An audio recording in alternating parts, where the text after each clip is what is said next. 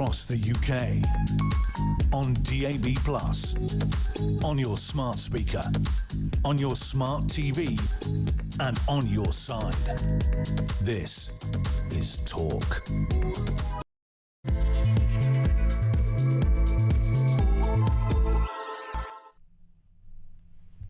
It is 3 minutes past 1. Good afternoon. Mark Dolan in for the brilliant Ian Collins. And a very busy 3 hours we have. Breaking this afternoon. Two brothers whose violent arrests at Manchester Airport went viral when bystanders filmed the aftermath on a mobile phone will not face a third trial for assaulting an armed policeman. Now, folks, this was an attack so egregious, one female police officer was hospitalised with a broken nose, and these men walk free and go after the authorities for their legal costs. Is this a case of two-tier justice? We've got the inside story. Meanwhile, police are accused of treating a dying stabbing victim as a racist while he lay bleeding. The tragic fate of Henry Novak is the topic of today's Dolan's Dispatch. The media have been silent on this story. Well, we're going to be very, very loud because it's a huge injustice and an example of woke double standards. Meanwhile, Sweden have done it. Nigel Farage calls for a national debate on banning cousin marriage. What do you think? Is it appropriate that that still happens in this country? Many thought it was already illegal. Meanwhile, Labour MPs target Reform UK with claims of Islamophobia, and it's Tony Blair versus Andy Burnham as Labour's civil war deepens. And could the NHS be heading towards a Netflix-style subscription model? Now, it's all about your opinions. My phone number is 0344 499 1000. Text the word TALK in your message to 87222. Leave us a voice note, and as the saying goes, let's talk. More on this shocking development that two brothers whose violent arrests at Manchester Airport went viral when bystanders filmed the aftermath on a mobile phone will not face a third trial. How is that possible? Have you seen the footage? Well, we'll be playing it and we'll get professional opinion from one of the country's top retired police officers. Which begs the big question today, whether it's this trial not happening or indeed the tragedy of Henry Novak, has political correctness, woke, call it what you like, destroyed British policing? Has political correctness destroyed British policing? Faith is taking your calls. 0344 499 1000. Let's talk.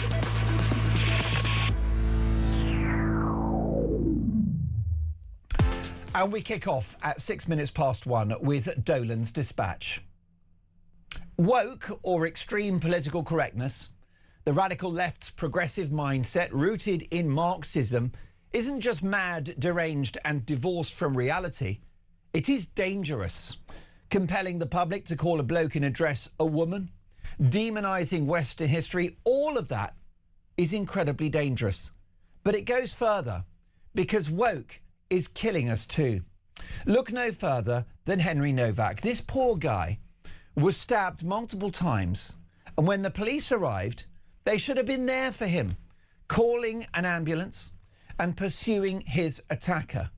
Instead, so clouded by political correctness, so brainwashed by the so-called anti-racist propaganda at the police training college, they were more concerned about the alleged racist remarks made by this poor bloke who lay dying on the street, literally bleeding out of his own body. And by the way, why would you be handcuffed for a alleged racist remark? Yes, if you said gather up all brown people and kill them, I can see that's an offence. But a disgusting slur, is that arrestable? Handcuffs? Particularly when the alleged person that's responsible for this great crime is bleeding to death. Now, coppers believed that his murderer had been subjected to racist comments. They believed his egregious lie and handcuffed a dying man. Why isn't this A George Floyd moment in the UK. George Floyd, a black man, died at the hands of a police officer in the United States who was ultimately convicted of murder. So why is this not a global news story? Police handcuffing a man who's bleeding to death whilst his evil murderer plays the race card and is believed. Why isn't this on the front page of every newspaper in this country? Why isn't it leading the bulletins on the BBC and Sky? Why haven't Keir Starmer and Angela Rayner taken the knee for Henry Novak?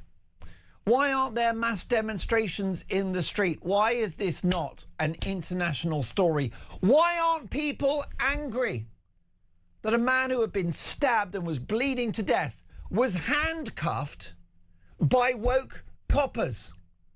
This young man then died. Now he was the victim of a murder, and that chap is going to go to prison for a long time. As far as I'm concerned, throw away the key. But what about the police officers involved? Is that manslaughter to handcuff a dying man who's bleeding out from his body? I think we should have that conversation. So why isn't the story of Henry Novak an international story? Why isn't it our George Floyd moment? Because what happened doesn't fit the woke narrative of the oppressed person of colour. Novak was white, his attacker was Asian, which is why the political and media establishment have been deafening in their silence. It demonstrates the selective moral blindness of woke progressives who are so worried about Palestinians and Gaza, but were silent on October the 7th. And so silent on tens of thousands of people being killed by the Iranian regime. And now they are silent about a man handcuffed as he bled to death. Now, 3 crimes have been committed here. Firstly, the assailant's accusation of racism. That was a crime because it was a lie. Secondly, the stabbing of an innocent man. That's a crime too. And thirdly, indoctrinated police officers so in hock to this twisted and mad ideology that they should handcuff a devastatingly, fatally injured man, begging for help, by the way, begging police officers, public servants in this country for help in the final minutes of his life. Woke is evil. I hate it. And I will use this platform to fight it. Woke ideology must be unilaterally defeated. It must be eradicated and erased from the mindset of our public servants and from wider society. Woke is literally killing us, which is why it's time all of us woke up. 11 minutes past 1, you're listening to Talk. Your reaction, 0344 499 1000. Well, the media have been deafening in their silence on that story, which is why today, thanks to my colleagues and thanks to this platform, we're going to be very, very loud about Henry Novak, and we will treat Henry Novak's tragic case as another George Floyd moment for this country. But we have breaking news. 2 brothers whose violent arrests at Manchester Airport went viral when bystanders filmed the aftermath on mobile phones will not face a 3rd trial for assaulting an armed policeman. The violence that we've seen from this footage is wild.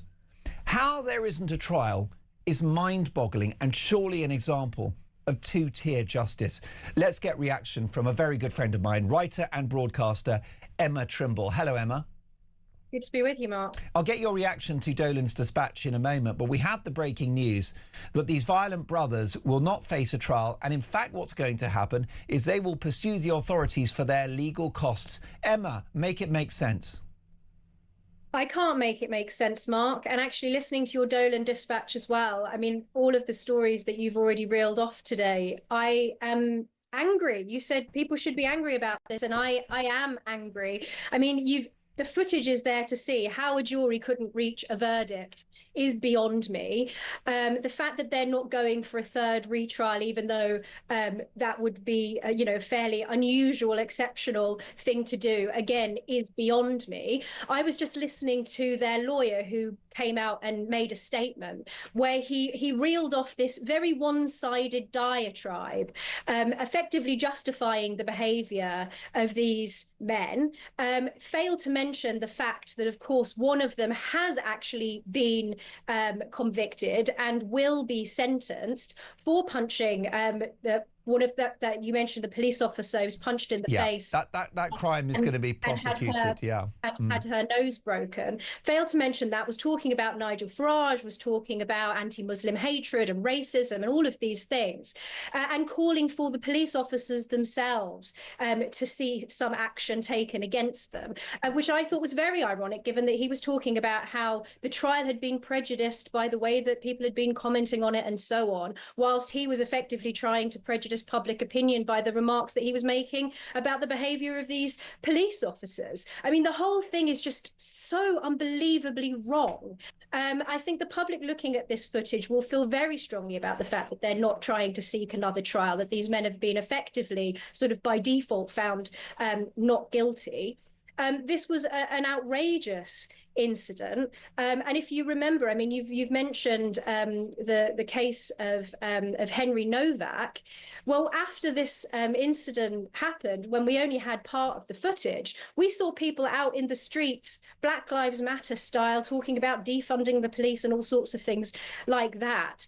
And this was actually treated as if it was Britain's George Floyd moment, whereas, as you said, this Henry Novak case is not being treated in that way. I just think the whole thing is completely appalling, and I thought that the comments of the lawyers in that statement that he made was so one-sided that was also particularly appalling.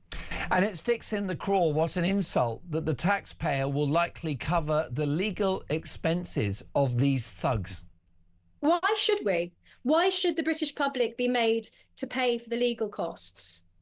I just think people are really fed up of seeing stories like this, and being made to foot the bill for things that, the public really shouldn't have to. And of course, Emma, I would like these folk to face a fair trial, and if they're acquitted by a jury, no problem. But the absence of a trial, the taxpayer picking up the tab, this is going to bring British justice into disrepute.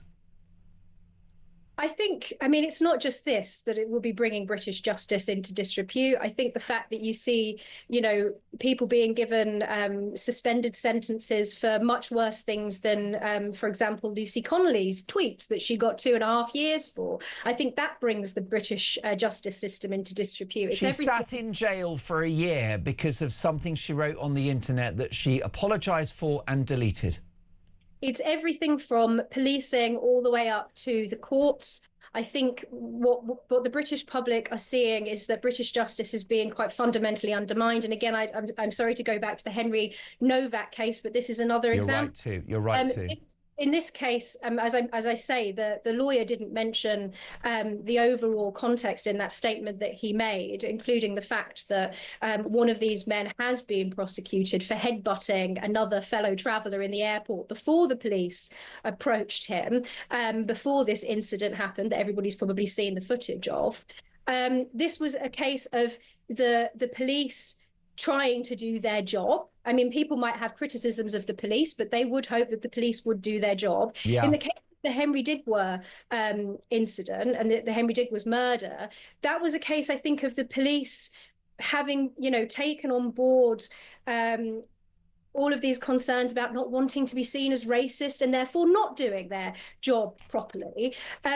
We have all sorts of problems with the way that policing is done, the way that the justice system operates. And a lot of this, I think, is coming from, as you mentioned in your dispatch, Mark, ideology that is influencing justice and policing. I also think an important aspect of this to mention is the families and the way that the families behave, and actually in both cases.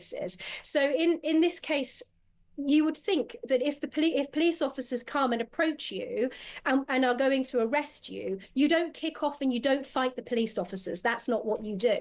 And also similarly, in the Novak case, the perpetrator's family turned up to the scene, called the police, and actually his mother, and I will read this directly so not to make a mistake here. Yeah. His mother has also been found guilty of assisting an offender because she took the ceremonial knife and stashed it back at the family home. So this is also a broader question about the way that families are actually reacting in situations like this, where someone, you know, has done something wrong or is being arrested by the police. And as we discussed, we're suggesting that the decision not to have a third trial to deal with these thugs and bring a potential alleged victim a degree of justice is going to bring the judiciary into disrepute. And there we have it from Sally. Mark, do you think the jury has been threatened in the Manchester case? Is there no way this decision can be overturned so the case can be retried? Folks, we've seen the footage. We're not stupid, are we? What was that line from George Orwell, 1984? Ignore the evidence of your own eyes and your own ears. That was the biggest and most important edict from the state. This from Jacqueline Mark with regard to the Manchester 2. People need to remember that sometimes the jury's hands are tied as they have to follow the judge's directions. So maybe it's the judge and not the jury who is the problem. What about this from an unnamed texter? Hi, Mark, and hello to Emma. About the Manchester airport attacks, I wonder what the ethnic makeup of the jury was. Let's get now, if we can, to Emma. We're going to come back to that story in a moment, but let's talk about why this isn't a George Floyd moment for the country. Henry Novak, a young man bleeding out of his own body, handcuffed by police because of alleged racism, which of course was disproven. It was an egregious lie. His murderer is going to go to prison. Here's a comment or a response from the police on this. I am deeply sorry that Henry could not be saved. I'm sorry that in the moments before he lost consciousness, he had been handcuffed and arrested. The facts heard in court should leave no doubt in anyone's mind who was lying to officers that night and why we didn't immediately understand what had happened. During the 999 call, when officers first arrived at the scene and even when Henry's condition was deteriorating quickly, his killer continued to divert the blame, obstruct our inquiries and never admit the serious harm which had been done. Emma, I acknowledge the apology, but it's not enough. No, I thought it was a very strange way for the police to sort of come out and make a statement about this, because it was mentioned that they couldn't have saved his life anyway. But the reality is that they were delayed in giving him first aid because they believed the accusations of the perpetrator, and they seem to have. I mean, we've seen this in other cases as well. That, you know, the power of the fear of accusations of racism. There is this knee-jerk response to just simply believe any accusation of prejudice or racism. That seems to be what's happened in this case. And you actually read my mind, Mark. I sort of stepped back a little bit when you said that this should be our George Floyd moment, because I had exactly the same thought. I mean, apparently, while his final words were begging the police officers and saying, please, I can't breathe. And if this had been the other way around, actually, if the police officers had not taken the word of the perpetrator in the way that they did, just taken it as truth, and the case had been different, I think you would have seen a far greater reaction from certain segments of the public out in the streets protesting, saying that the police were racist, than you are seeing in response to what has actually happened in this case, which is that a young innocent man has been allowed to bleed to death while handcuffed, having the indignity of being treated like a criminal in his final moments, because the police were so concerned to pay so much attention to the accusation of racism. And as you mentioned, Mark, why should the accusation of racism get you put in handcuffs in the first place anyway. It's not as if it would have been possible in the state that Henry Novak was in, that he posed any kind of physical threat. I don't understand why there was any need to handcuff him in the first place. This is a true moral outrage, and people should be much more angry about this, and it should be all over the front pages of the news, because it is absolutely despicable. And that's why when this information came out a little while ago about the way that Henry Novak had died, that it went up like a sort of bonfire on social media, because people can see the true moral wrong of it. I'm so delighted that Emma Trimble is with us, and you're going to stay with us, Emma, because we've got some other very big stories to get through, including cousin marriage. Should it be banned? That's a conversation that Nigel Farage wants the country to have. Caroline says, hello, Mark. Excellent Dolan's dispatch. You refer to Henry as a man. Well, he was little more than a child. I say that as the mother of 2 teenage boys. I cannot imagine what he went through in the last minutes of his life and what his poor family now have to endure due to the evil actions of the perpetrator, his mother and the police officers, the folk who restrained him when he'd been fatally stabbed. It doesn't bear thinking about. Indeed, this should be the UK's George Floyd moment. Caroline, thank you for that. Has political correctness destroyed British policing? This is Talk.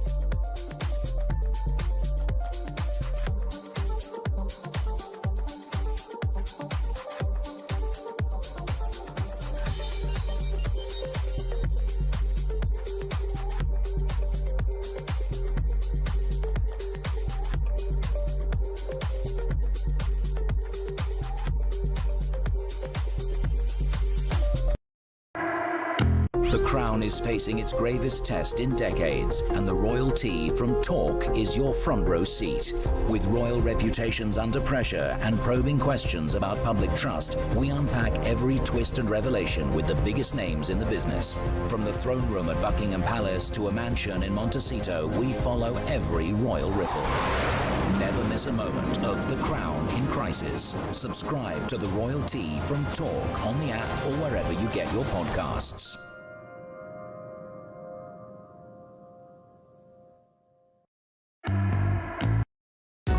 Across the UK, on DAB+, on your smart speaker, on your smart TV, and on your side.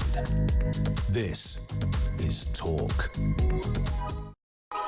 Welcome to Talk. It is 1:26. If you're just joining us, we have the breaking news that 2 brothers whose violent arrests at Manchester Airport went viral will not face a 3rd trial for assaulting an armed policeman. This is mind-boggling. I'm more than happy for these thugs to have justice, to have a fair trial. But a trial they must have. How has this collapsed? And now you and I, as taxpayers, will cover their legal costs. We've seen the footage. There is a case to answer. But these 2 men, these thugs, walk free. Make it make sense. With me down the line, writer and broadcaster Emma Trimble. And Emma, we've got some other big stories to get through. Sweden have banned cousin marriage. Nigel Farage, the leader of Reform UK, says we should have a conversation about a similar ban. What do you think? I think we need to have more than a conversation about the ban, Mark. I think we need to have a ban. I don't think that there is a good case for allowing cousin marriage to be legal in this country at all. It's not just actually about the genetic consequences, because this does have horrific consequences for the children of these unions.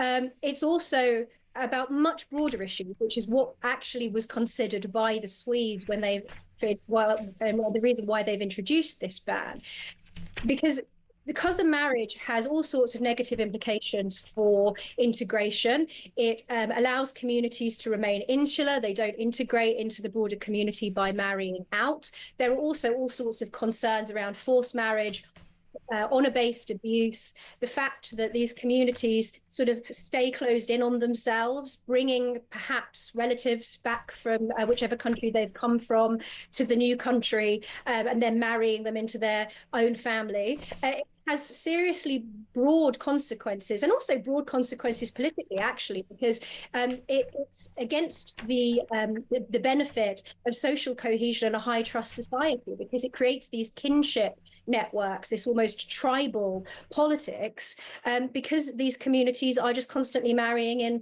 on themselves. There is no case against allowing this. I think most of the British public would regard this as incestuous and as also as morally wrong and frankly a bit gross.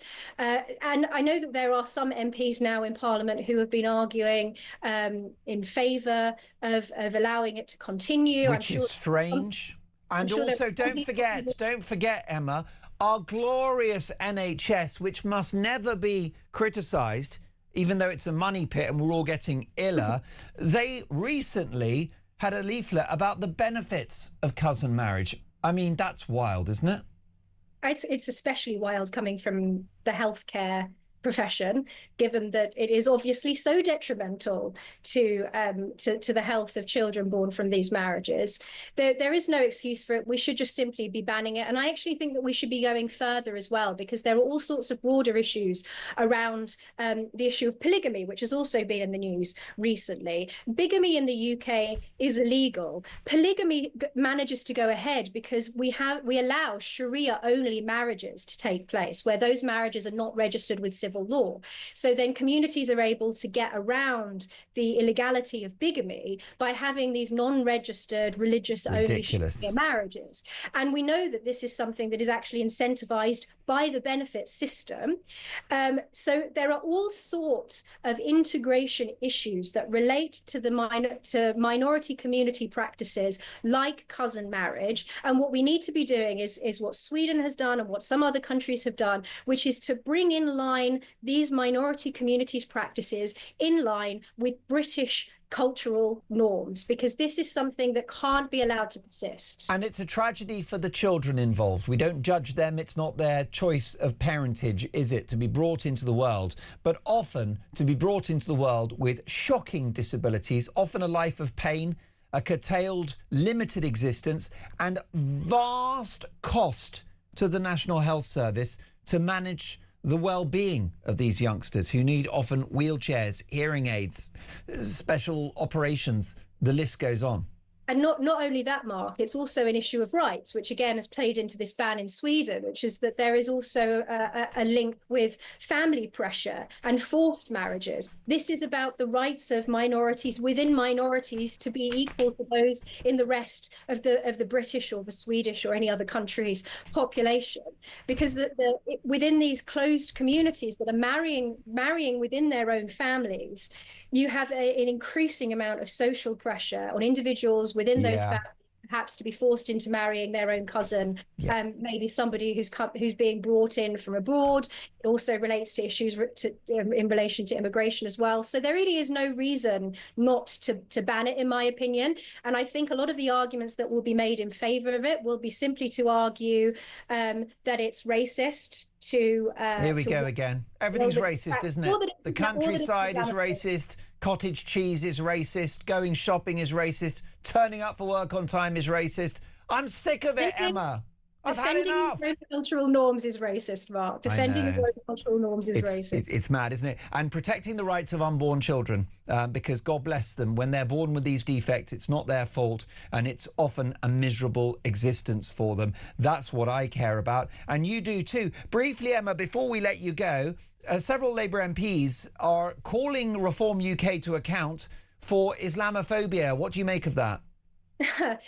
It's unbelievable how it ties into all of the other stories of the day, isn't it, Mark? If you look at the examples that they've given in this letter of Islamophobia, it really is just unbelievably heinous. One of the examples they give is Nigel Farage repeating widely reported findings from a survey that was commissioned by the Henry Jackson Society that found that 46% of British Muslims sympathise with Hamas, and the fact that he criticised the Muslim mass prayer in Trafalgar Square. They also mentioned the fact that Sarah Potchin was against the burqa ban as an example of Islamophobia. Was for the burqa ban, yeah. And this is just a perfect example of how the anti-Muslim hostility definition that the government have brought in, regardless of whether it's not statutory, that is a blasphemy law by the back door. It's just Islamophobia repackaged in another term, and it will have a detrimental impact on not only freedom of expression, but actually on democratic politics, because it will limit our ability to criticise practices, criticise beliefs. I'm sure that some of the things that I've said in the course of our conversation today, Mark, these MPs would regard as being Islamophobic in some way. Couple of seconds, Emma. Apologies to interrupt you, because my God, we love you to bits and you speak so much sense. But before you run, how can this party be Islamophobic when two of the biggest figures in the party are Muslim, Zia Youssef and Leila Cunningham? Well, quite. And Leila Cunningham has... Make it make sense. I believe she has actually come out and defended reform against this. I'm happy to be corrected if I'm wrong, but I think I did see her doing that. It's just patently false. And the examples that they give of senior figures from reform as being cases of Islamophobia. I mean, Suella Braverman saying that Islamists are bullying Britain into submission. Really? Is it really Islamophobic to talk about Islamism? Can you imagine what that would do to our counter-terrorism efforts if that's the case? You must watch Emma Trimble's broadcasting, not just here on Talk, but at the New Culture Forum, her interviews, the podcast, the YouTube show, unmissable stuff. Emma, thank you so much. We will speak soon. Has political correctness destroyed British policing? We're going to speak to a fearless ex-cop next.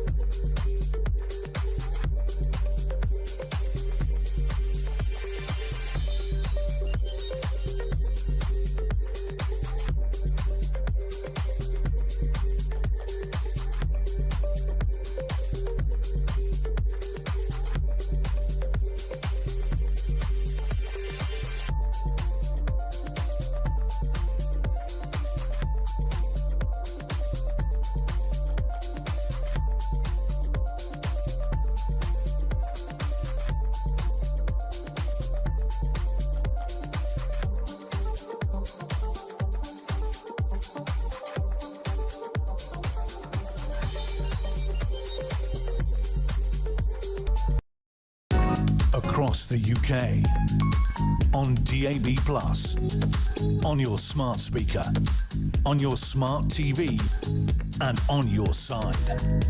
This is Talk. You are listening to Talk, and breaking news. Two brothers whose violent arrest at Manchester Airport went viral after bystanders filmed the aftermath on mobile phones will not face a third trial for assaulting an armed policeman. Well, this is wild. This is surely an egregious example of judicial double standards, of two-tier justice. If you're watching on YouTube, just look at the violence being meted out, and yet we get no trial. And these thugs don't just walk free. We're going to be covering their legal costs, which will run into hundreds of thousands of pounds. We need some common sense. Who better to go to than Mike Neville, retired Scotland Yard Detective Chief Inspector. Hello, Mike. Hello, Mark. We seem to have coordinated ties today. Yes, you got the memo about the red stripe. I'm not sure which unofficial club this is, but hopefully it's one of the good ones. Now, Michael, we have to talk about this. What is going on? Why hasn't a third trial been possible, do you think? Well, I think the authorities are frightened of the backlash, I think, from certain communities. I find it really hard to believe that the two juries have not been able to find the second man guilty. What we know about, there's two of them involved here. There's a man called Amaz and a man called Ahmad.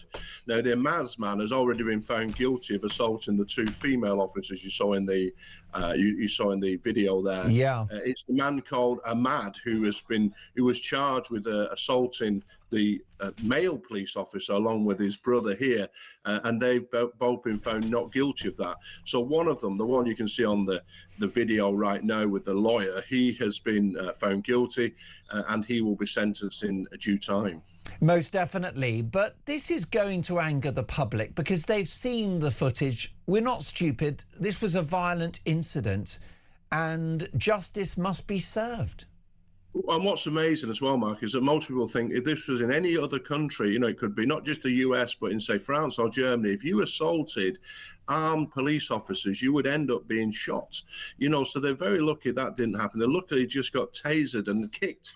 And so it just shows the restraint, I would suggest, to the British police. But this does no favours for the hard-working officers who put up with assaults and aggression every day. It sends a totally wrong message to them.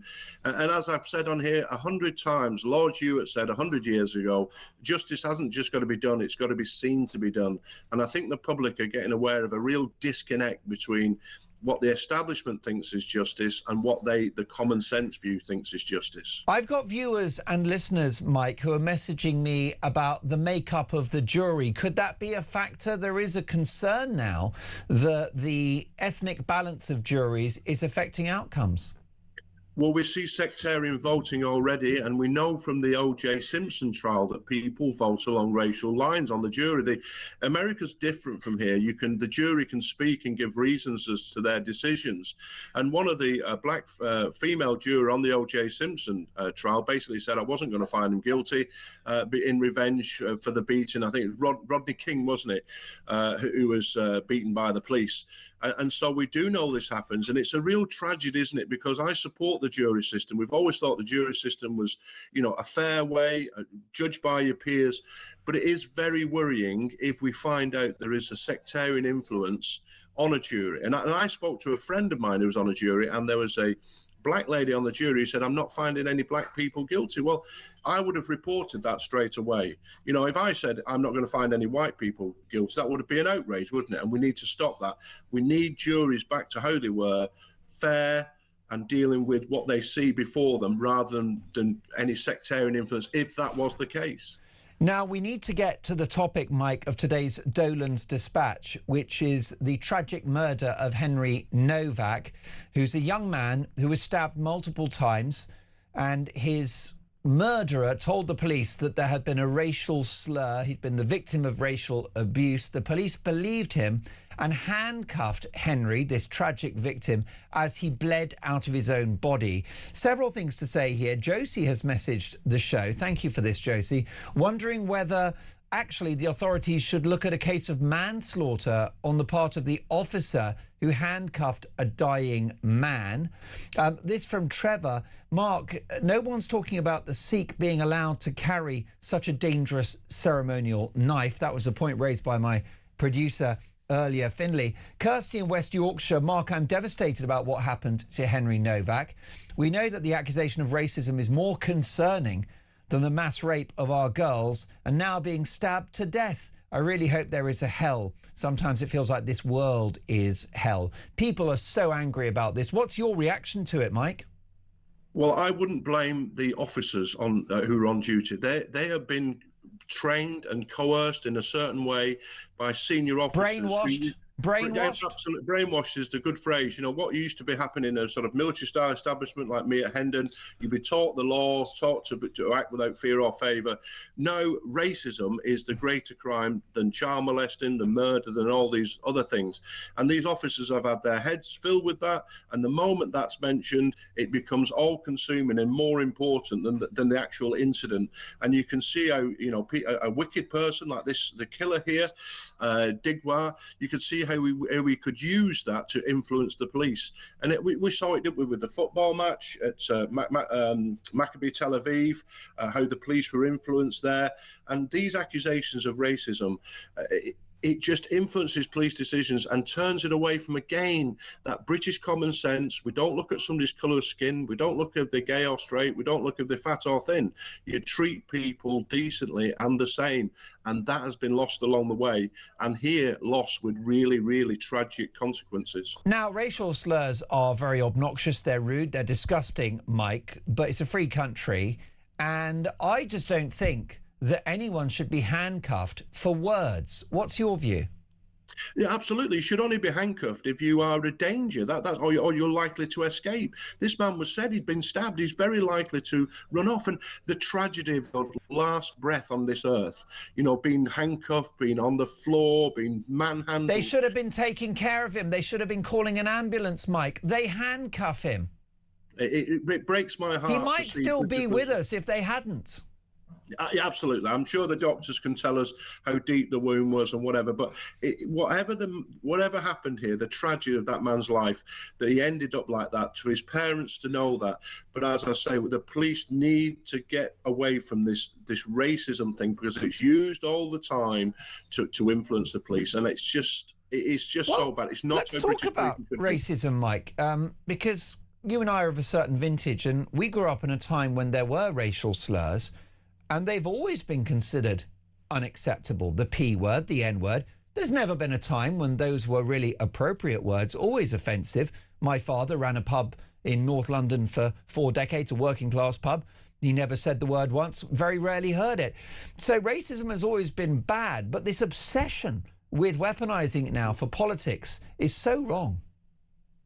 It is so wrong. And I was told yesterday, somebody said to me, oh, in the 60s, people said this and said that. My grandparents were of a vintage of people who fought with the American military police because they tried to ban black servicemen from going in pubs in the Second World War. That's how fair we are in Britain, I think. We've always been fair.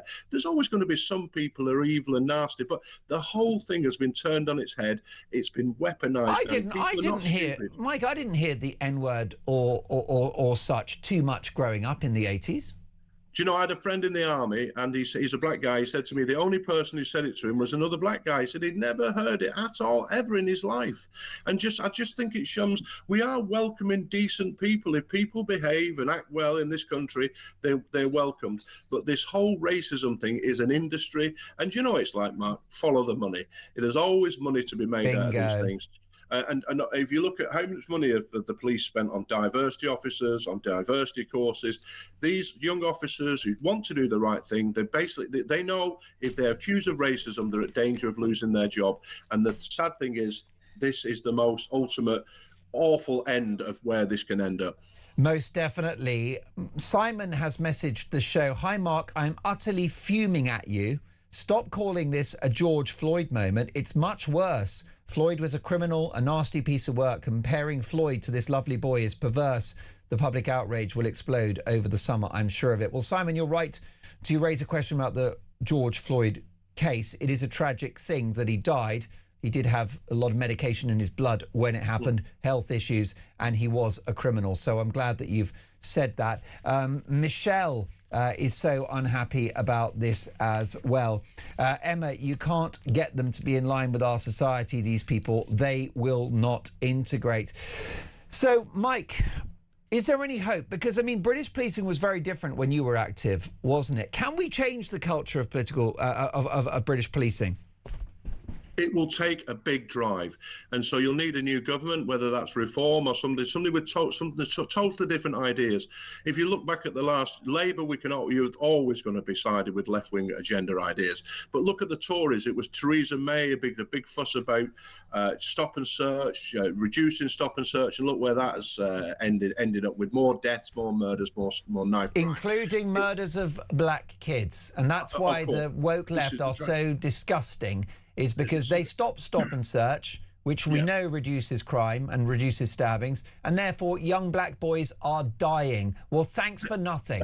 Yeah, absolutely. But they couldn't care less in their townhouses in Islington, could they? No, I've said that before, don't we? The left, they're more happier in an Islington dinner party discussing it than a Bolton chip shop. And this is where it's gone wrong. This is where it's lost the common sense of what you'd hear in a Bolton chip shop. And we just need to get away. With the police, there needs to be really strict guidelines. Like, for example, if I was in power, I would say there'd be no more diversity targets in the police. The police simply need to focus on catching criminals and reducing crime. We need to get away from everything that's not focused on their real purpose. Most definitely. Just briefly, before we let you go, Becca has messaged Mike.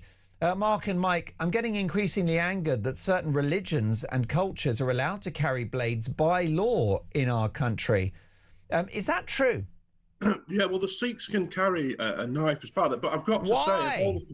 Well, I think there should be a blunting of these knives or something, but I have to say that you blunt the knives, make them into, like the Scots wear a scairn do when they wear the kilt, this little dagger in their sock. But I have to say that I never dealt with a Sikh criminal when I was in the police. Yeah, it's not a problematic social group. Not at all. Michael, you're my hero. So brilliant to have you. By the way, what is the catchphrase about the left? They never sleep, and that's their wickedness, Mark. They never sleep, and they will continue these wicked policies as long as we allow them to do so. We've got to get back to a decent society where we judge each other by what's in our heart rather than what we look like. Mike, you always were and you always will be the boss. My thanks to Mike Neville, retired Scotland Yard Detective Chief Inspector, the man that coined the phrase, they never sleep. How right he is. Has political correctness destroyed British policing? Your call's next, and oh my God, are you angry?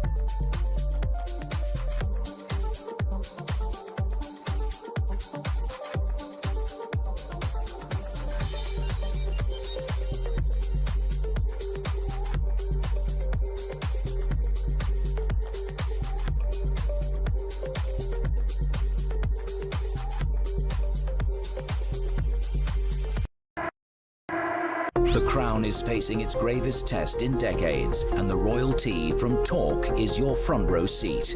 With royal reputations under pressure and probing questions about public trust, we unpack every twist and revelation with the biggest names in the business. From the throne room at Buckingham Palace to a mansion in Montecito, we follow every royal ripple. Never miss a moment of The Crown in crisis. Subscribe to the royalty from Talk on the app or wherever you get your podcasts.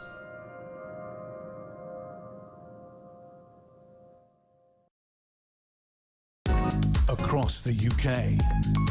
On DAB+, on your smart speaker, on your smart TV, and on your side. This is Talk. Poor Claire is struggling. Sorry, Mark, I'm Claire, and I'm currently melting in Plymouth. Love the sun, but not the heat. The problem we've got in the capital is it's muggy, but there's no sunshine at all. Feels like Singapore. If only we had the law and order of Singapore. Chris is in Slovakia. Chris, lovely that you've called the show. Welcome to Talk. Hi there. Yeah. Can we talk about this poor guy? I mean, for anyone that's just tuning in, Chris, let's get it up to date with this one. Henry Novak, who is stabbed, is bleeding to death, and he's handcuffed by police because his murderer said that he'd been the victim of a racist slur. What's your reaction? Well, my reaction when I heard this, I'll be honest with you, Mark, I actually wept. I shed a tear for this kid because I was a policeman for a long time. I worked in Southampton for a number of years, mid-90s, early 2000s, and the changes that took place there during my time were immense. And not just in the changes of the communities, the changes in the way they were policed. So let me just explain. When I first went there, mid-90s, it wasn't what I would call hard policing, but it was quite dynamic, quite kinetic when it needed to be. And actually, that was the best type of policing for the areas. The key areas in Southampton are very multicultural, where generally the police are required.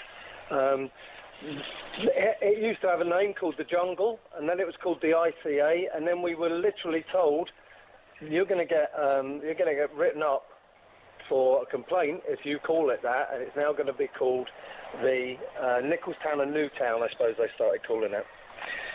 Next thing I want to talk about is these two officers and the deterioration of training, mentoring in the police service.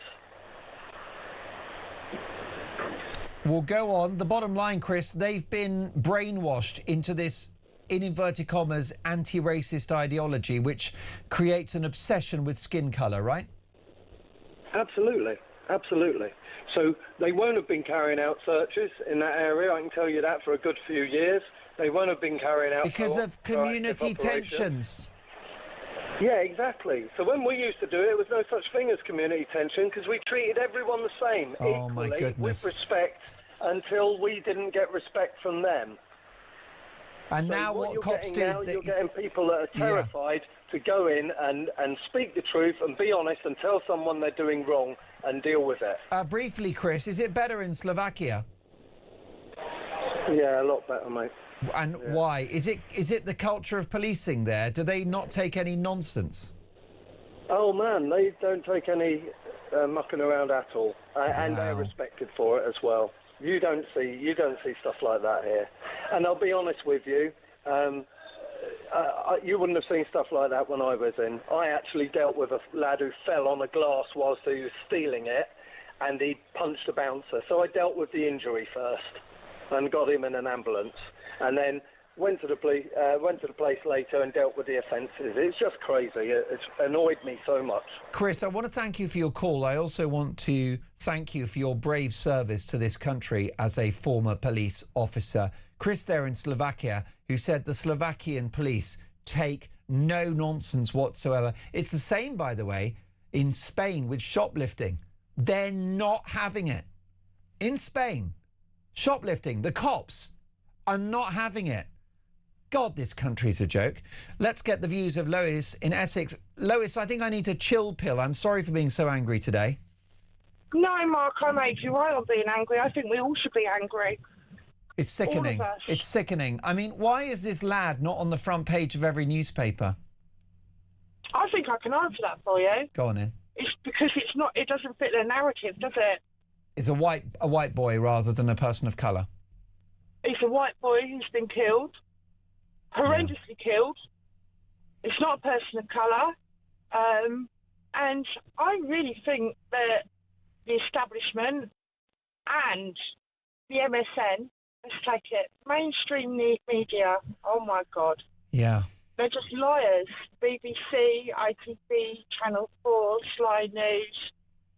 They can't be trusted. When I was younger, I mean, I'm nearly 60 now. When I was younger, we all used to trust the BBC. Can't trust them now. I don't even watch it. And what's more disgusting, I think, Mark, is the way that boy was treated by them police officers. The way he was treated, the way that they didn't investigate, they didn't police it properly. They just assumed that he was racist. They just assumed because they were told that he was racist. And that blinded everything else, Lois. It blinded their eyes seeing this guy bleeding out of his body, and it closed their ears as he said, "I can't breathe, I've been stabbed, I'm dying." And what was it said? Was it okay, mate, or something like that? You know? It's obscene. The audacity of these police officers. I think what's happened with the police forces, especially the Met. Let's go to the Met, you know, and all the police forces in the country. Every single one of them has been overtaken by the leftist woke ideology. That's what it is. Lois, you got it. Thank you for your call, my darling. You don't sound 60. You sound like a teenager still, and you've raised so many good points. I hope you're going to have a good rest of your day. Let's take a voice note from Kelvin. Criminals now, as you just mentioned, the Muslims from Manchester beating up police and whatever, and they can get away with it, and then they can come after us with, for money, for compensation for whatever reason. It's totally ridiculous. And then you had the lad yesterday who was stabbed. What I want now is, are these left-wingers like Angela Rayner and Keir Starmer, are they going to take the knee for that lad yesterday? Yeah. Because he did it for George Floyd, or George Floyd, sorry, and he was nothing to do with our country, and yet they took the knee for him. Are they going to do the same for this lad? Are all of these lefty wet wipes going to go in the street and take the knee for that lad who was killed yesterday? Or are they just going to keep siding with all these people that are killing us all? It's ridiculous, and it's doing my bloody head in. Kelvin, you speak for a nation. Thank you for that. Thank you to Lois. Thanks to all the calls so far, the voice notes. 0344 499 1000. Has political correctness destroyed British policing? Do we need to ditch this whole racism stuff and just deal with crime again and people hurting and killing each other? Is it that difficult? Lots more to come.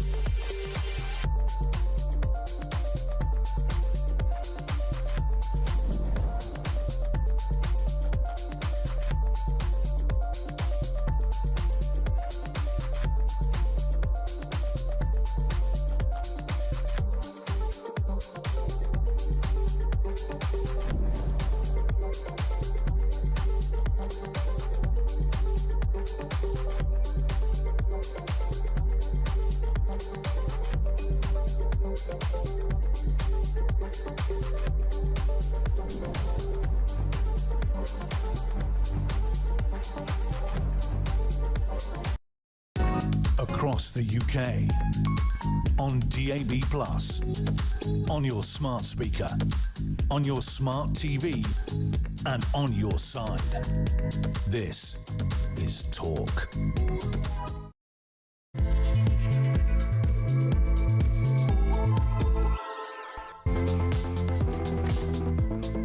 Two minutes past 2, good afternoon. Mark Dolan on Talk, in for the brilliant Ian Collins. I'm back on Talk Breakfast tomorrow and Sunday. And next week, I'll be Kevin O'Sullivan hosting Drive all of next week. Thank you for your company this afternoon. And breaking news, two brothers whose violent arrests at Manchester Airport went viral when bystanders filmed the aftermath on mobile phones will not face a third trial for assaulting an armed policeman. Now, this is wild. We've seen the footage. We're not stupid. This was a violent attack. We're talking about a pair of thugs here, and they won't face trial. And it gets worse because you and I, as taxpayers, will likely cover their legal costs, which will run into thousands. So we'll get more on that. The Manchester Airport 2, will not face a third trial. They walk free. We've got the inside story. Meanwhile, police stand accused of treating a dying stab victim as a racist while he lay bleeding. The tragic fate of Henry Novak is the topic of today's Dolan's Dispatch. Why isn't it a national story? Why is it not front page news that a man that is stabbed and is fighting for his life is handcuffed because the man that murdered him lied and said it was a racially motivated attack? We'll get to all of that very shortly. Meanwhile, Nigel Farage calls for a national debate on cousin marriage. Sweden have banned it. Should we do the same? Labour MPs target Reform UK with claims of Islamophobia. Wonder what Zia Youssef thinks of that one. And it's Blair versus Burnham as Labour's civil war deepens. So much to go through today, but two big policing stories. Manchester Airport, the Manchester Airport 2 walk free, and a dying man is handcuffed. So the question is a simple one. Has political correctness destroyed British policing? 0344 499 1000. Text the word talk in your message to 87222. Leave us a voice note, and as the saying goes, let's talk. Now you can hear us on the radio, DAB+, in-app and online. You can watch the show. Head to YouTube, search Talk, and up we pop. The brilliant Luke is directing our TV output this afternoon. Now, Andy Burnham calls for more state control in a riposte to Tony Blair. The Mayor of Greater Manchester blames Blairite economics for the near collapse of mainstream politics after the former Prime Minister warned this Labour government against a lurch to the left. Well, old Starmer has had a go at Tony Blair as well. So who's right? And where does this Labour civil war go? Who better to ask than Matthew Lesh, Public Policy Fellow at the Institute of Economic Affairs and Country Manager at the Freshwater Strategy. Hello, Matthew. Thanks for having me. It's lovely to have you on the show. My goodness, is rather a dust-up going on between prime ministers, ex-prime ministers and would-be prime ministers. Yeah, I actually think it's at least for nerds like myself, it's quite an exciting time in a sense. We're getting some proper fisticuffs out. And I think it's forcing the candidates for the Labour leadership in this kind of Pyrrhic war, phantom war stage that we're in to actually declare their positions and state where they're at. Well, I suppose it's helpful in that sense. It's just a concern, isn't it, for the country that there is a debate of where this government should go. It's almost like they haven't got a plan. Well, that is one of the key takeaways, indeed, from Tony Blair's initial essay, was that they've come to power with relatively little idea about what they want to do, what they want to achieve, what their mission, what their purpose is, what the problems the countries are facing are, and how to address them. And I think that's been at the heart of actually this government's failure. They came to power just thinking, well, we're not the Tories, we're better people, we can manage things a bit better than they can, and everything will be okay. And they've quickly discovered that the problems the country faces are far deeper and require a far more serious response. And yeah, Matthew, given that, as you know, we are deeply in the red, is the big state really the answer for this country?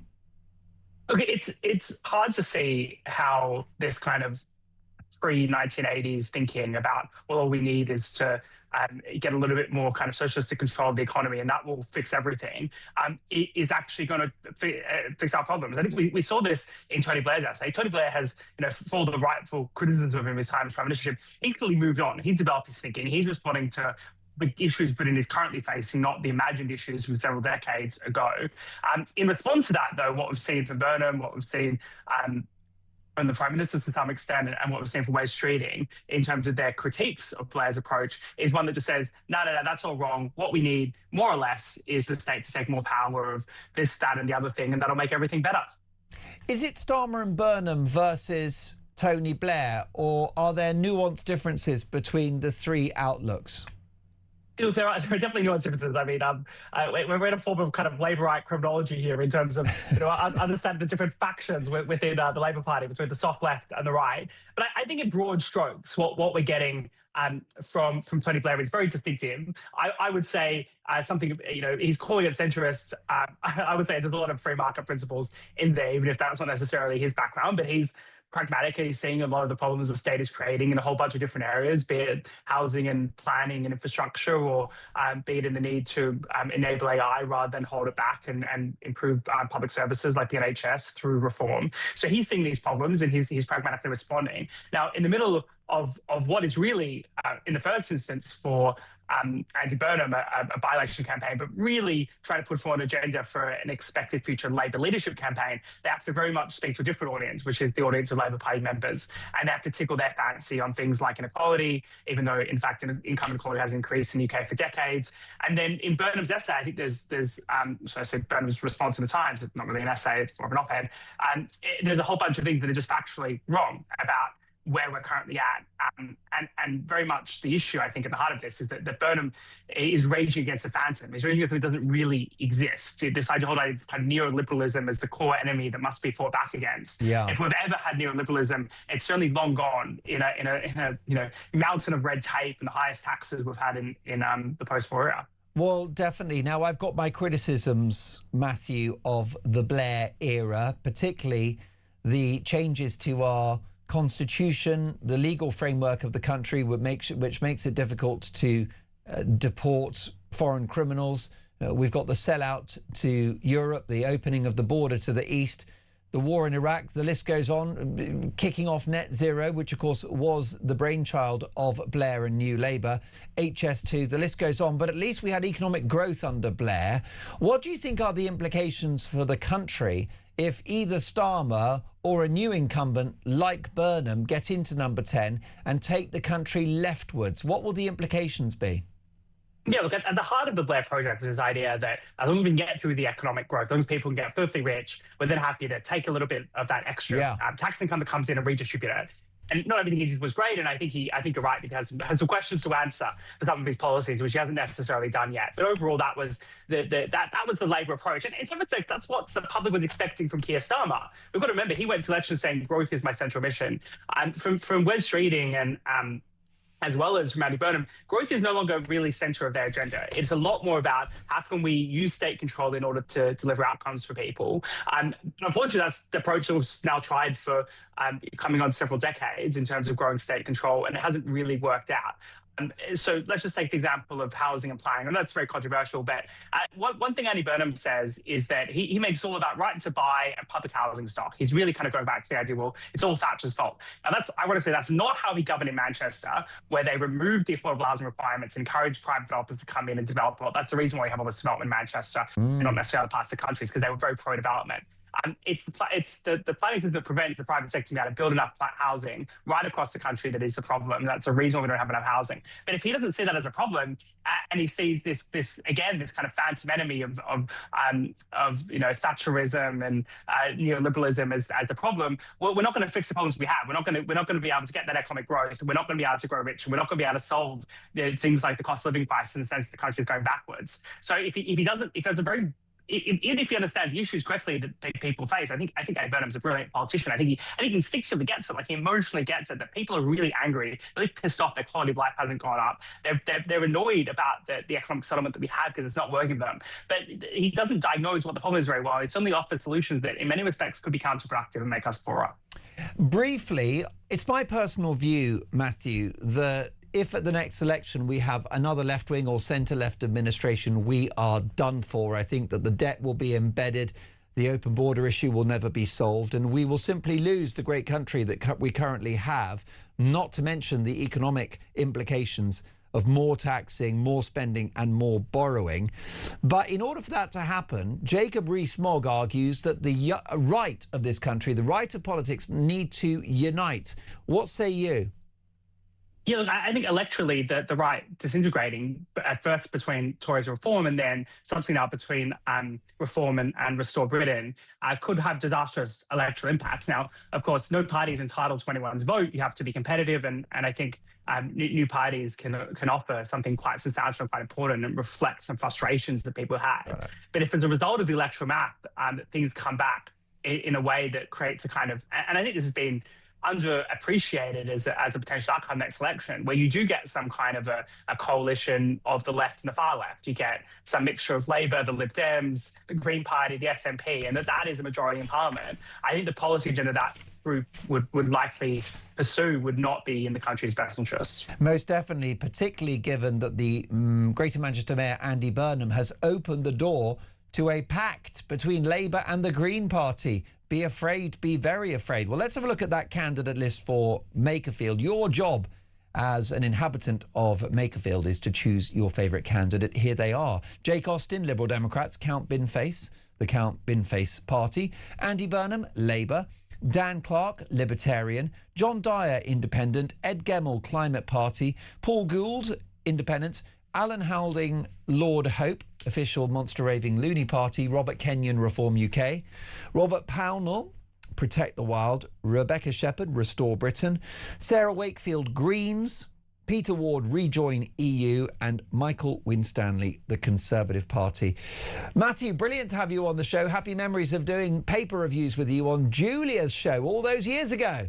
All those years ago, those fun times, and that were you over there at the previous Southwark studio in a different era? I was. It was not as wasn't as salubrious as this environment, was it?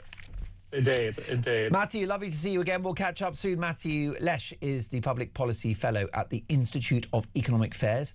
He's also country manager at Freshwater Strategy. He is a busy man. Andrew is in Hertfordshire. Hi, Andrew. Hi, Mark.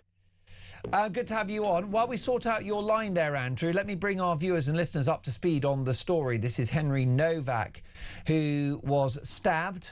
Now the person that did that has been convicted of murder. The problem is that he was handcuffed by police as he lay dying. He said, "I can't breathe." It was a devastating tragedy, and I think there's a case to answer on the part of the police. It would appear that woke policing did for this poor lad. And Andrew is back with us. Andrew, I think we've got the line back. How are you, sir? Really well. Look, first and foremost, the family. We've got to think of the family. It's awful. The poor young lad lost his life. Yeah. The policing, let's look at the cause and effect. The police officers on the scene, there was no investigation. They just went straight to, this is an offence, deal with it. So why are they thinking like that? And that is the greatest crime of all, because as that woman quite rightly said earlier, society, police are drawn from society. And we have police officers who are happy to behave like that once they've had their training. And that's the great sin. And then in Greater Manchester, they are police officers in their job of work. They deserve to be protected. And it is a breakdown in society where anti-Semitic and there is the rule of law is finished. The country is in free fall. Well, it is, Andrew, and we're going to see cases like this going forward. And it seems like we've got big economic problems, we've got political problems, but the big issue for me, the elephant in the room, is cultural issues, Andrew. So interesting. Come to this country, leave your other culture at the doorstep. Correct. Be British. And it's so sad that what we've decided to do is become duplicitous, and we've actually destroyed our own identity. It's so sad, and it's classic British. Clutching defeat from the jaws of victory. We had a great society, and we've destroyed it. We had a high-trust, low-crime, economically productive, harmonious society in which children could walk to school on their own at 7 in the morning. Yeah, but that's a really slick, brilliant statement. The most powerful bit in there was it was high trust. And if you think of that earlier report of yours, Bournemouth Beach, you can't believe what's going on a beach in the UK. It's terrifying. Society's broken down, and it's clearly at the feet of the Islington elite. They've created this. It never happens to them. They're not like this lovely family lost a son. Yeah. It happens to other people. They don't mind. They're looking down on it. They don't live next door to an HMO. They don't have a migrant hotel in their neighbourhood. No, and the thing that's so funny is that they don't mind the rest of society suffering, because that's our role. Your, mine, all the listeners, because we're little people. Yeah, we're the great unwashed, aren't we? The scum, really, if you like. We can just swallow it. Let them eat cake. Yeah, but the most interesting thing is, if anybody that thinks that what was done to the young boy was wrong, and what was done in relation to those two boys in Manchester, if you think that's wrong, does that make you far right? Yeah, I mean, you raise a great question. And by the way, Andrew, if you were to swap ethnicities and Henry Novak was a boy of colour, the perpetrator a white kid, we wouldn't hear the end of it. Yeah, well, it is ironic, isn't it? If Tommy Robinson had been there, and I'm no fan, it would have been a very different outcome, wouldn't it? Most definitely. Andrew, you're a wise man. You spoke well. Call me again soon, and have an excellent Friday afternoon, a good weekend as well. So much to talk about, folks. Michael in Norfolk. Hi, Mark. Political correctness when dealing with many of these immigrants will not work, as many of them come from cruel tribal environments. Brian says, Mark, I hear your comments about Spain. I lived there for 8 years. The police do not mess around. When you get a fine for a motoring offence, they escort you to a cash point and make you pay. And they carry guns. Love the show. Thank you for that. John in London. Mark, how come no mention of the murder of young Henry Novak from Starmer? Good point. And why hasn't he and Angela Rayner taken the knee, I wonder? Surely this is a George Floyd moment, if ever there was one. Has political correctness destroyed British policing? Your calls next.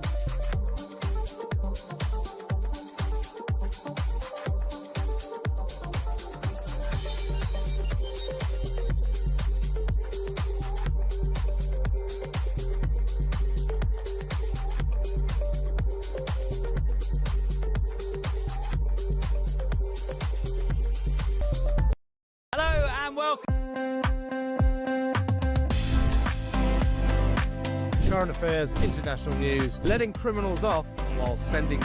Oi! Oi! You shut up. I'm trying to record something. Stand by for 3 powerhouse hours of breaking news, challenging views. I don't give a flying damn about international law. I think people will viscerally reject this.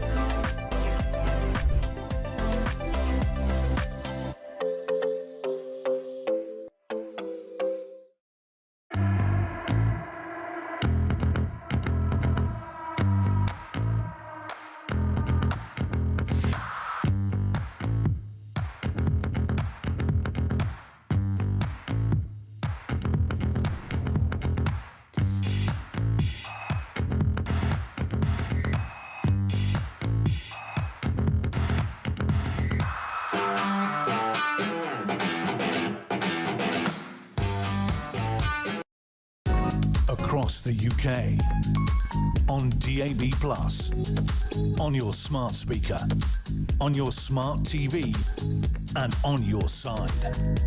This is Talk. You are listening to Talk. Has political correctness destroyed British policing? Let's take a voice note from Fee. Hi, Mark. Great show. Fee from Thank you, Berkshire Fee. here. Political correctness, wokeness, however you want to call it, I don't think has not only destroyed our police, it's destroyed our institutions, our universities, our schools, our NHS, the fabric of our society. No longer is there the possibility to have intelligent debate, intelligent conversations, the ability to listen to opposing viewpoints without getting angry, without shutting people down. Freedom of speech has been eroded by wokeness. Everything in this society has been eroded by wokeness. I no longer recognise the country we've grown up in. You could have debates in schools, you could listen to lectures and they would be equally converse, but not anymore. I'm sad to say. Well, Finlay said that was a great voice note, and he was absolutely right. Fee, I'm so glad that you've made those very measured remarks, and woke has just infiltrated every aspect of our society. I suspect it began in universities. It's a very middle-class thing. It's incredibly misguided. It's factually inaccurate because it will have a bloke in a dress being a woman. It will demonise Western history, even though we've been a beacon of freedom and democracy as long as we've been around. So it's completely mad and illogical, but it's dangerous and wicked as well, and it's twisted and it's insane. A good example of wokery will be that it gets to the point where a male double rapist is accommodated in a women's prison. That is woke, folks. That is woke. Or a police officer handcuffing a dying man because the cop thinks that someone said a hurty word. I don't think anyone should be cuffed for words or arrested. Yes, it's disgusting if you use slurs. It's horrific. I don't like it. But you don't have to arrest these people. You can judge them. You can call them out. What you arrest for is violent crime, burglary, car theft, actual crimes. What is going on? Has political correctness destroyed British policing? Steve is in Durham. Hello, Steve. Hi there. How are you doing? Nice to talk to you, Mark. You too, Steve. Thanks for your call, man. What are your thoughts? Right, okay. I'm absolutely fuming about this, the Henry Novak case.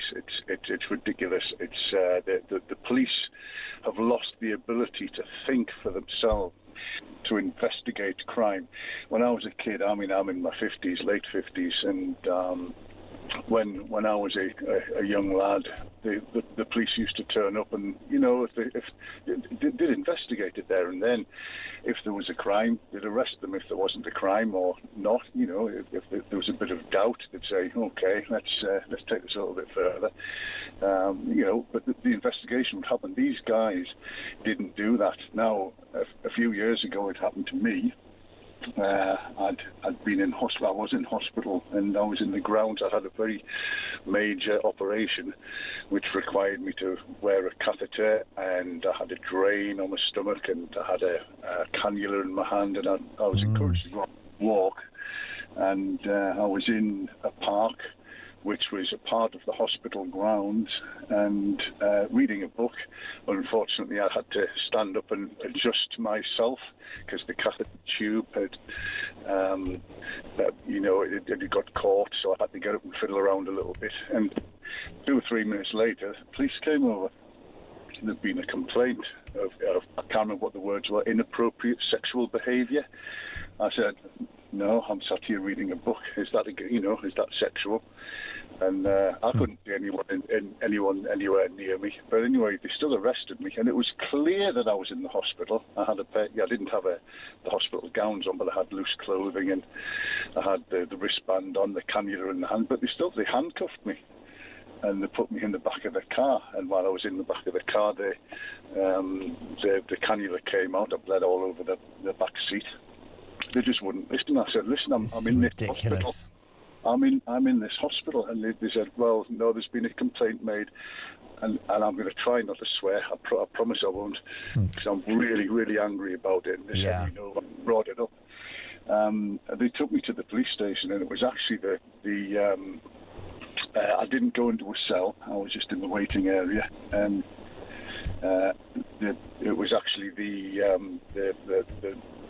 ward that I was on had noticed that I'd gone missing after a couple of hours, because I think there was a doctor's round, and they'd phoned round. They phoned the police and said, "Oh, we've lost a patient." And I said, "Oh, is he about 6'3"? Is he, and what's his name?" And they said, they said the name, and said, "Oh yeah, we've got him here." And I said, "Well, he needs to come back. He's a very, very ill man. He needs to come back to hospital." And they said, "Okay, we'll get him a taxi." And I said, I had no identification on me other than my wristband. But the point I was it was a horrendous time, Mark, but the point I would make is that they have lost the ability to use their common sense to realise that people are people.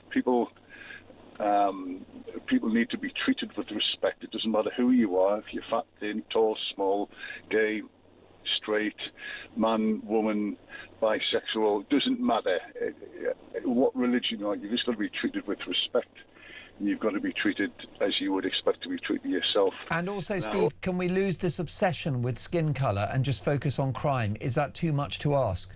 I absolutely agree with that. I think the caller the voice note that played just before I came on. Fee, yeah. She said she doesn't recognise the country she grew up in, and neither do I. It's totally different. Okay, it is totally different because we've got a much wider, much more diverse group of people in the country now. But we always have had, but it seems to be more now. The sway of focus of the let's call it the woke brigade is more focused rather than on British ideals, which I don't even know what they are anymore. I'll just get that in. They're more focused on just making sure we don't upset anybody. It's disgusting. Steve, I could listen to you all day. Brilliant points. And I agree with you. We're starting to forget what Britishness is. What is it? Democracy, fair play, a pint down the pub on a Friday evening. Democracy, women being equal, respect, hard work, diligence, looking after your relatives, your family, your friends, your neighbours. That's what Britain is, and we're losing it fast. Carol's in Hampshire. Carol, Nigel Farage wants a conversation about banning cousin marriage, which has happened in Sweden. What's your view? Well, excuse me. First of all, I want to say my total sympathies with that poor boy's to the family. Henry Novak, absolutely. Yeah. Oh, it's dreadful. Well, they will feel, Carol, that he shouldn't have died. Oh, absolutely, of course. Yeah. They will feel that way. But the cousin marriage, I've rung before, actually, spoke to Kevin O'Sullivan. He was very kind, but I was a bit upset at the time, so I'm ringing again. The thing is, I married my first cousin as far as I know, and I do know, it happened in the family before. And when you think about it, Queen Victoria married her first cousin, and she had 10 children. And as far as I know, again, I'm sure there was no problems with the children birth-wise. I'm talking about. Yeah. Anyway, that's beside the point. What annoys me is that once again, people like me, although I've been married a long, long time, so obviously it's not going to affect me, but is that not, why don't we go to the core of things, and where the Muslim communities are marrying into their family over and over again. Exactly. This is not a happy accident like your situation. I would imagine you fell in love with your cousin. This is actually a policy. It's a family tradition. It's a plan. It's dreadful. And I mean, it's quite clearly wrong. I think it'd be silly to think otherwise. I went to my doctors because, you know, you hear these things, even though this was an unusual, well, not unusual, but and more of a fringe thing, yeah. Yeah, very much so.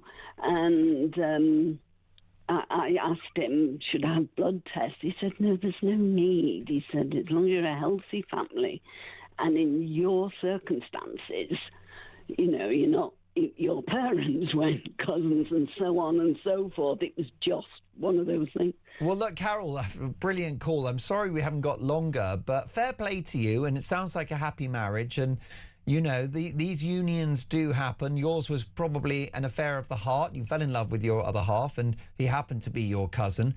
But we have to have this conversation about, as you say, whether in certain cultures and religions, this is policy. This is by design, which surely has different implications altogether.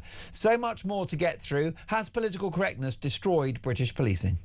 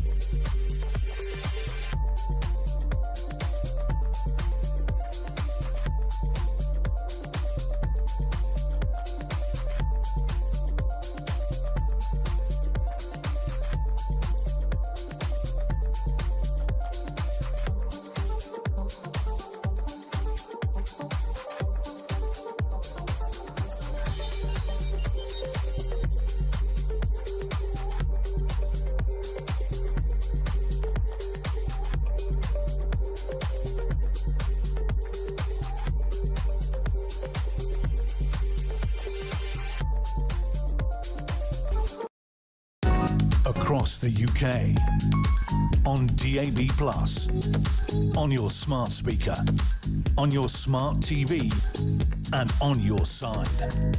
This is Talk. You are listening to Talk, and lots of messages coming in relation to our conversation this afternoon. Amanda, the country is at boiling point, Mark. I fear for what is to come. What do you think about this, folks? Has political correctness destroyed British policing? Now, Britain is facing the biggest worklessness crisis in almost 2 centuries as a generation of youngsters brace for a jobs bloodbath. It seems to be a perfect storm of a rise in the minimum wage, red tape for businesses, the workers' rights package, and the arrival of AI. This issue certainly predates this Labour government. It's been a problem coming for over a decade. How do we fix it? Well, first of all, let's speak to Roman Dibden, who is the founder of Breakout, which is a charity. Hello, Roman. Hi, Mark. Great to see you. Oh, very good to see you. Thanks for being on the show. Tell me about Breakout. So Breakout is a charity all about challenging some of the labels and stereotypes attached to young people by bringing together kind of employers, communities, and them to apply a little bit of pragmatism to a lot of the chaos that's going on at the moment. Yeah. Well, I think that's very important, isn't it? Because what we need to do is just look at the real prize here, which is getting young people back into work. 100%. And I think, there's this misconception that they don't want to work, but the large majority that I speak to are absolutely desperate to get into work and any kind of work for that matter. Well, I know, and it's devastating, isn't it? Because what I'm hearing, Roman, is that quite often, certainly for the kind of corporate jobs, many youngsters aren't even getting past the AI software of those companies. They email their CV in. It's not even looked at by a human being. I think we've got a huge education issue because I think there's been this rise in AI. Let's be under no illusions. A lot of people are using ChatGPT. I think there's more pressure for people to apply for job applications. And then for employers, they're inundated with lots and lots of different applications. We then have the automated systems, as you mentioned, and it almost feels sometimes that it's just AI talking to AI. Yeah. But at the end of it all, we've got a human being that's receiving upwards of 150, 200 application rejections with absolutely no constructive feedback at all. Well, no, and what's really tough is many of these youngsters, they've got qualifications, maybe they've got A-levels, perhaps they have a degree, and still they're struggling.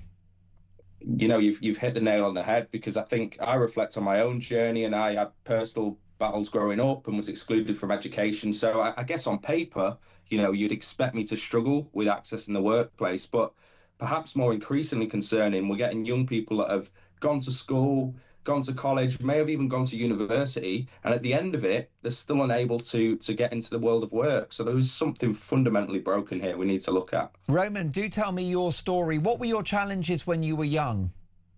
I came from quite a broken household, and unfortunately, just before my 13th birthday, my mum was diagnosed with leukemia. I'm so sorry. And I was skipping school to go to consultants appointments with her. But fundamentally, nobody asked why I was skipping school. They were just saying, you're not in school, 23% attendance isn't enough, and they permanently excluded me. And ultimately, that lack of a question of why is something that I'm seeing going on the ground at the moment. There's a lot of amazing young people with great stories, lots of resilience, but nobody's actually applying that pragmatism. And I think, this notion that employers are making it difficult, they're not. There's so many amazing employers out there that really do want to help, but almost feels like they're being shafted by rising costs and a lot of policy red tape. Well, this is the thing, isn't it, Roman? Because neither of us are going to disagree with the idea of workers' rights and fair pay for a fair day's work. No one is going to object to the idea of a minimum wage and other protections. The problem you've got is it just seems like some of these recent policies have had an unfortunate consequence, which is that businesses aren't hiring. Exactly that. I mean, one of the philosophies that I try and live by is we need to apply some kind of lived reality to a lot of these policy ambitions. Something that sounds great on paper. Look good on paper, right? It's a good headline, isn't it? Exactly that. And, we shouldn't be chasing headlines, because let's just look at the facts. We need to start moving people into employment. We need to look at longevity, and we need to make sure that both the employers, the young people, and all involved feel heard in a lot of this process. Yeah. And the thing is, Roman, of course, it would be great if businesses could afford to really look after young employees, but they're struggling, as you've mentioned, lots of red tape. We've got inflation, the war in Iran, you name it. It's coming from all sides for businesses. And the truth is that they hire young people because they're cheap. So if you've got policies that make them less cheap, it's probably going to backfire. Yeah, exactly that. And I think, we have got to aspire to better prepare young people for the world of work in terms of that trajectory through education. But ultimately, we've got to look at once a young person is in the workplace, the benefits are tenfold, to be honest with you. And actually, some employers are reacting with kind of cutting the entry level jobs. But we ultimately need to get people into the workplace to contribute into the middle management roles, etc., in later lives. So yeah, it's a real tough challenge at the moment, but I am welcoming the noise and attention that's being placed upon it. Yeah. But it is something that we probably knew was coming, as you mentioned in the brief before. It's arguably before this Labour government's time as well. Oh, for sure. This shouldn't really be left versus right, should it? We are united in wanting young people back in work. And you are now, Roman, a fine figure of a man. How did you turn your life around? I think it was people that I met along the way. I've been very vocal. When I was kicked out of school, I went back to a pupil referral unit for my final 6 months and met an amazing careers advisor, Linda, who always had the kettle on and always had a packet of biscuits open. But ultimately, when my mum passed away, just before I picked up my grades, Linda, 8 months down the line, remembered me and emailed me an apprenticeship opportunity.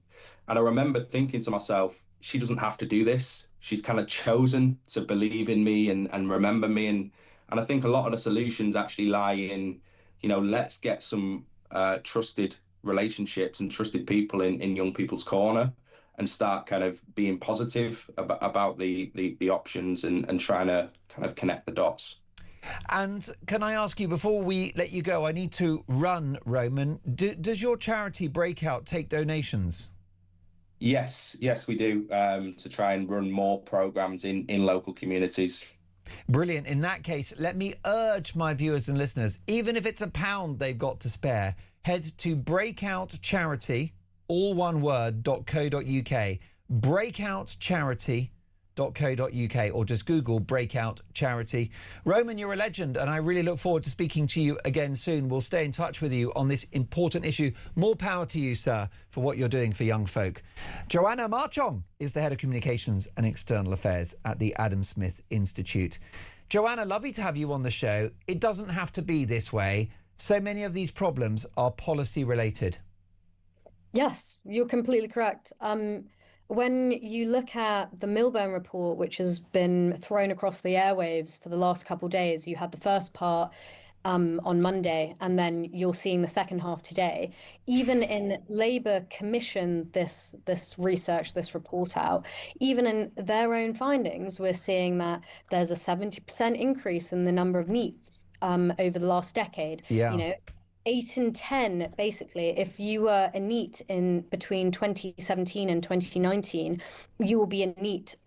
Still, 8 in 10 of them will still be classified as that 2 years later. We're seeing the detrimental effects of young people being out of work. And I guess it's not across government, like it is across government, and the Tories didn't hand over fully fledged functioning, flourishing economy to the Labour government. But since Labour have been in, there's been about 330,000 more people unemployed. You've seen youth unemployment drop, skyrocket from 12% to now 16.2%. We have to think about these things. Job vacancies are down about 1,000 roles. So people aren't hiring. And all of that is contributing. The people most affected are young people. And perhaps the message here, Joanna, given that these policies, which are well-intentioned, appear to have backfired, the message is let companies do what they do. Stop dictating to them with these restrictive policies. Most employers are not evil. They're not exploitative. They want to pay a fair wage and they want to hire people. I think you're exactly correct. And I understand that from a free market think tank, I'm going to sound as if businesses should be allowed to roam free. But realistically, you've got to think about it. When you go into work every day, you're a part of a community. You have a team, you have people higher up, you have people wanting and rooting for you to do well. So you have to remember that it's not big business, evil, awful. No. In certain cases, sure, there are places that, abuse their power, etc. But there's a way of regulating them, and there's a way of making sure they're doing the right thing. But we need to stop demonizing all businesses, because what we're seeing is all the small and medium sized businesses that actually run our economy and, you know, are vital life force for a lot of people are being, you know, swept to the wayside. And young people, people that have been in jobs for ages, they're closing down. You know, job deaths, business deaths has gone up, not at the rate that job creation is going up and business creation is. So it's a real issue that needs to be tackled, not just from one side, but all sides. Well, it's devastating, isn't it, when young people cannot get into the habit of work? I mean, I've had reports, Joanna, of there was one particular caller just a few weeks ago, and their son had a double first in aerospace engineering, couldn't get a job, not just in aerospace, but pulling pints in their local pub. Yeah, and I'm like not proud to say this because it's deeply embarrassing, but it is the situation that many young people are facing. And when I was looking at work, I came out of university, applied to all the supermarket jobs as a temporary. I thought, okay, well, I'm going to stack shelves and at least I'm going to pay my way forward. Yeah. Out of my parents' place.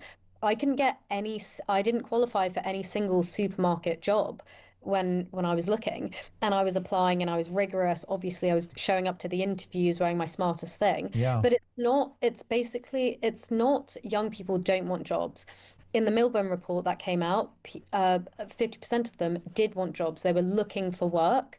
So it's a bigger issue than everyone's making out. Obviously, the report itself still says we need to limit perverse incentives. That's people on benefits that have signed up for the psychiatric help, etc. But we need to remember it's not just them and this worklessness culture. These people have gone through really good universities. They've been looking forward to the world of work. And when they've arrived at it, it doesn't exist because certain policies exist. And it may be that, Joanna, young people face a perfect storm. You've got businesses struggling with inflation and the red tape and the minimum wage. Let's not forget, as you'll be aware, Joanna, the NICS tax raid on employers, which has been devastating for jobs and for recruitment. Then there's AI to worry about as well.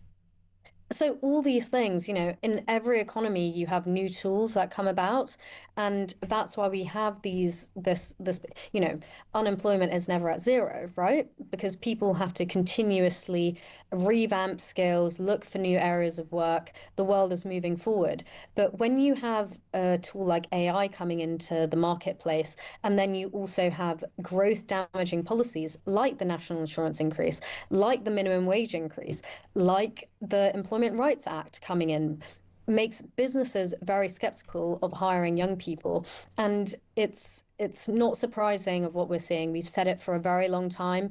Especially the worst thing is that young people, when they're out of work for at least 2 years, they never really recover. I think their lifetime earnings is down by about 300,000 if they take this period of unemployment. So we're looking at real issues here that if the government don't get under control, it will spiral, and we'll be seeing it for decades to come. Joanna, fantastic to have you on the show. Really enjoyed our conversation. Please return soon. Joanna Marchong is the Head of Communications and External Affairs at the Adam Smith Institute, with a bleak outlook for the young unemployed. This has got to be fixed, and I think the way we do it is to bring back capitalism. Do you remember that? Let companies do their thing. There are basic protections, that's fine. But stop telling companies who to hire and when, under what circumstances, and at what rate. Let them do their job, because I think you'll find that the businesses are better at managing their own affairs than politicians who have never started an enterprise themselves. So much more to come. Has political correctness destroyed British policing? We're going to get to your calls next. I've got so many, and it's going to be incredible. Don't go anywhere.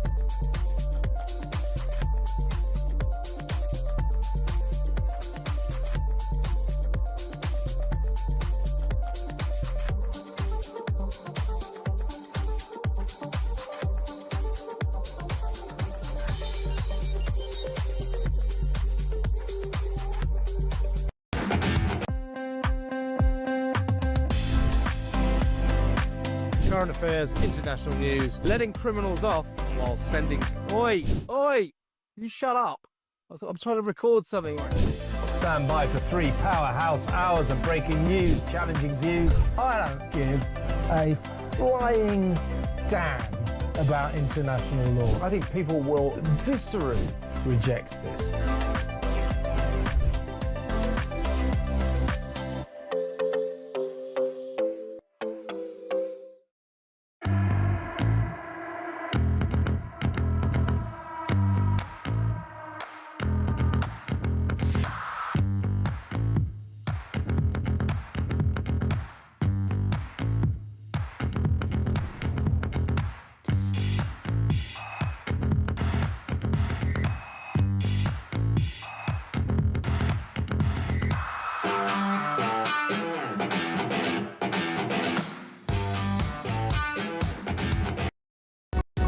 Across the UK, on DAB+, on your smart speaker, on your smart TV, and on your side.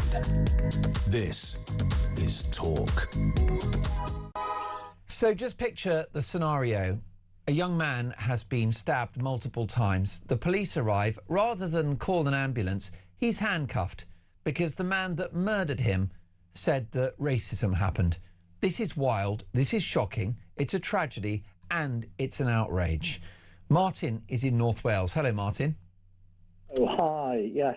There's one aspect of this that's worth, again, two-tier situation. For you and I to walk down the street with a blade longer than 3 inches, that is not a folding blade, you can be legally detained by the police. Right. You haven't got a very, very good reason for having that. In terms of a kirapan, now the religion, and I should point out, official religious leaders recommend having a kirapan of a miniature, tiny version that can be worn on the necklace, right, underneath clothing, which is no danger to anyone. But according to the law, and I've been researching this with the College of Policing, there is no legally prescribed limit size for a kirapan. You could walk out there with a 12-inch blade. This guy was killed with an 8-inch blade, but that is not an illegal weapon for somebody carrying on that basis. Yeah. Now, for anybody else, you'll be straight off down to the police station. But you can walk down with a non-folding 8, 12-inch blade, even bigger, as long as it's described as a kirapan. That's fine. That needs to be altered. Well, I think you're absolutely right, and that is the conversation we need to have. What do you make of the police officer's actions in handcuffing this guy as he bled to death, Martin? Yeah, I just think it's just jaw-dropping. It's just, as I said, if the colour dynamics of this were turned around, there would be riots on the street. Right now, we've got a political murmur going on. I wonder what Andy Burnham would have to say about this. After all, he's telling everybody else what they should be doing in their lives. What's his point of view on this? Has anybody asked him? And also, I'm just waiting, Martin, for the Prime Minister, Keir Starmer, and Angela Rayner to take the knee for Henry Novak. Do you think that's going to happen? Do you think they'll take the knee for him maybe this evening in number 10? Shall we set our watches for that when it happens? No. My view is that those political elites will just make every excuse to side with the opposite of that. If you are a white person accused of a crime in the UK, you're going to be found guilty. If you are accused of being a white person being accused of a crime, you're going to be found guilty more than likely. Remember what happened with the Judges Association, if you remember. I do. They were given advice to be kinder with their sentencing to people of colour. Colour, right. And this is now permeating through the police. You've got a woke government in charge. And like I say, I'd love to see this come up with people like Andy Burnham, Angela Rayner being being asked a question front and centre. A lot of the media won't even cover it. No, I mean, I'm struggling to find the front page headlines in regard to this, and I'm very proud of the team today Luke. Okay, fantastic. We've got 2 Lukes today, Faith and Finley, because we have put this story front and centre of our programme. And we decided it's the lead story. We've got the Manchester 2 who aren't going to have the 3rd trial. That's an outrage. That is 2-tier justice. But today's show is dedicated to and focused on Henry Novak, which the papers aren't talking about, which the TV networks are not talking about, the radio and such. The only places you'll hear about this are on Talk and on the internet, because that's the only place where you're going to find free speech. Here's a voice note from Kevin. Hi, Mark. My name's Kevin. I live in Southampton. There's protests outside the courts today. Good. We are absolutely devastated in this city. You know, after our football team and their shenanigans, and now this awful murder of this poor lad who obviously doesn't look a fuck. You could see that he's smart, presentable, decent lad, going for a night out, showing his ID to the doorman, and then this happens. It's unbelievable. Rest in peace, mate. This city is really, really upset, and there's just no fairness now. Southampton is just turned into I don't know what, Mark. It's awful, and I know it's throughout the country. Kevin, I'm so grateful that you've left me that incredibly articulate voice note, and I'm so glad that you're speaking on behalf of the people of Southampton who are angry and devastated today and in mourning for a local lad and where this shocking crime happened. That was a very important voice note, Kevin. They were all important, but yours was pertinent and relevant. Martin in Bristol. Hi, Mark. I'm a retired police officer of 25 years service and feel for the officers in the Novak case, but also know that behind every decision made by any officer, they have the thought in their mind how not to get thrown under the bus by senior management, and their actions are guided as a result. Any mistake which might bring the particular police service into a bad light, and their bosses won't have their backs. Well, folks, it's all about your opinions. A continued conversation.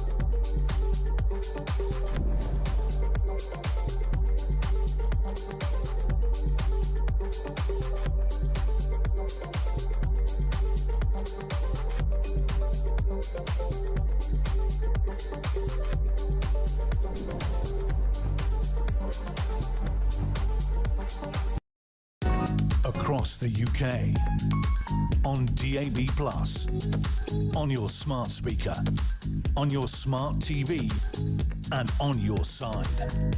This is Talk.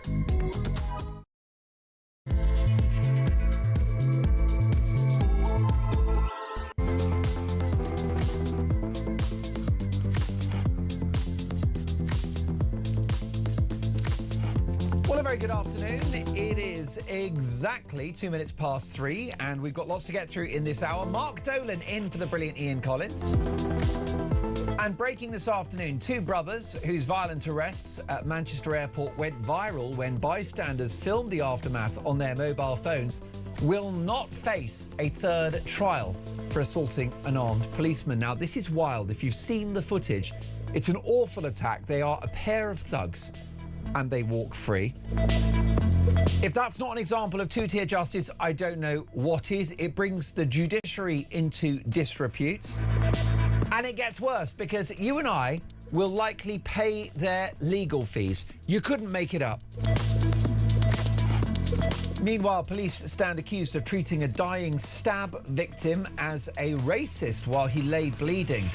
The tragic fate of Henry Novak is something that should be a national story. It should be front page news. And on this show, and on my watch, it is. Nigel Farage calls for a national debate on cousin marriage, which has been banned in Sweden. Should we do the same? And Labour MPs target Reform UK with claims of Islamophobia. Plus, it's Blair versus Burnham as Labour's civil war deepens. It's almost like they've forgotten that Keir Starmer is actually the Prime Minister. He's yesterday's news. And our conversation this afternoon is a very big one, because if you familiarise yourself with the case of Henry Novak, you will know that this is a guy that was stabbed in cold blood multiple times. When the police arrived, they arrested him and handcuffed him as he bled out of his own body, because the woke cops believed the awful murderer, who's now going to go to prison for a long time, that a racial abuse remark had been made. So my question this afternoon is a simple one. Has political correctness destroyed British policing? My phone number is 0344 499 1000. Faith is taking your calls. Text the word talk in your message to 87222. Leave us a voice note, and as the saying goes, let's talk. You can hear us on the radio, and you can also watch us on YouTube. Jana is directing our TV output. Head to YouTube, search Talk, and up we pop. And what about this for an idea? Because you know how hard it is to get a GP appointment. Well, GPs are going to vote on creating a Netflix-style subscription service. What's the story? Let's get the inside track from Dr. Charles Levinson, Medical Director at Dr. Call. Hello, Charles.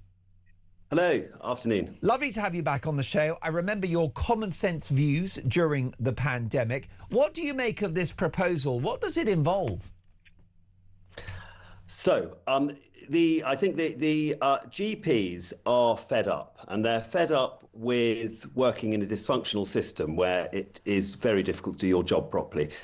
And thank goodness they're not threatening to go on strike like the resident doctors, because that is just all bad. Even if doctors don't strike, even if they just threaten to, it undermines the goodwill and the standing of the profession, and it's that standing of the profession that often makes young people want to become doctors. So it's good that they're sort of being inventive and thinking of different ways of expressing their dissatisfaction. But I think that's all this is. Well, that's right, because I mean, your business is quite smart, isn't it? Tell us about Dr. Call. So Dr. Call is a private GP home visiting service, and it is on demand, or people can join and be members.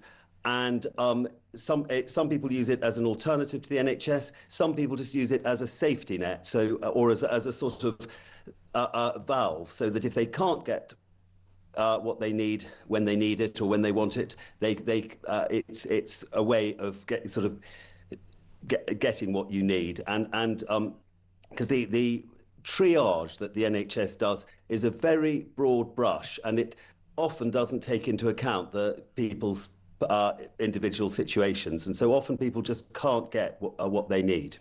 Well, definitely. I mean, I think this is a fascinating suggestion. We need to have a conversation, don't we, about how the National Health Service works, because people are struggling to get an appointment for quite often serious conditions and symptoms. So GPs will be holding a vote on whether a Netflix-style subscription service that charges patients should be created. The BMA's GP committee said it would ballot family doctors in England on introducing a means-tested subscription-based service as part of an alternative model. If introduced, such a system could resemble arrangements already offered by some NHS dentists who charge fees of up to £319 for some treatments. So I suppose the idea is that it's similar to a subsidised private health service.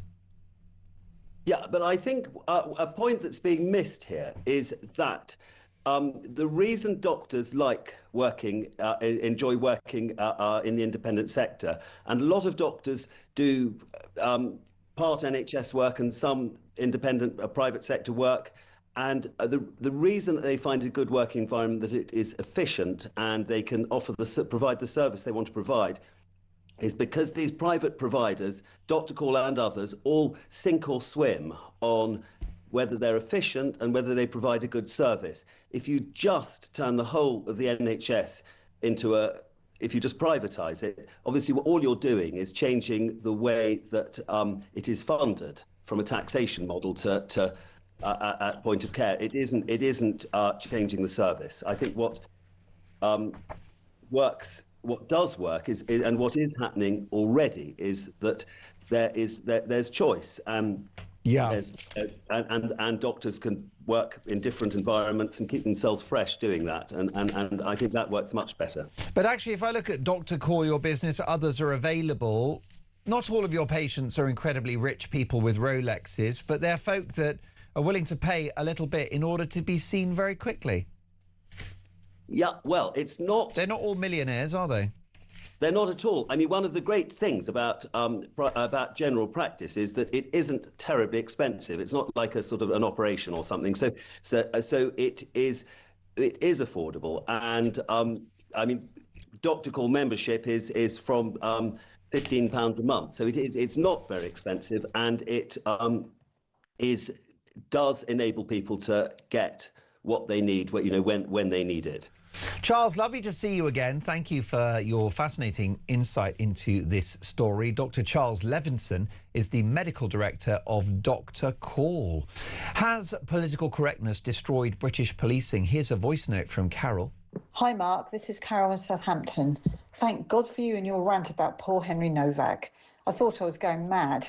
I'm so upset and enraged about this shocking story, I can barely speak. I've only found one newspaper that has it on the front page. I feel such anguish, despair and utter outrage at what happened to that poor, dear, lovely, innocent young white boy.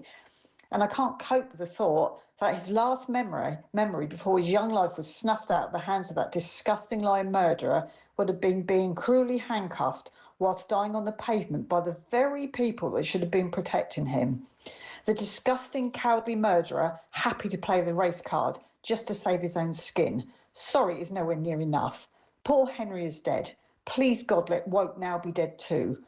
Will the world now take the knee for Henry? Anything to say, Prime Minister? Or any of the wokerati? Or any of the mainstream media? Carol, a brilliant voice note, and I'm so grateful, and I thank you for it. Very articulate. We've made this story front and centre of today's conversation. It was the topic of Dolan's dispatch, which very shortly will be on X. And I would urge everyone... Is it already on, Faith?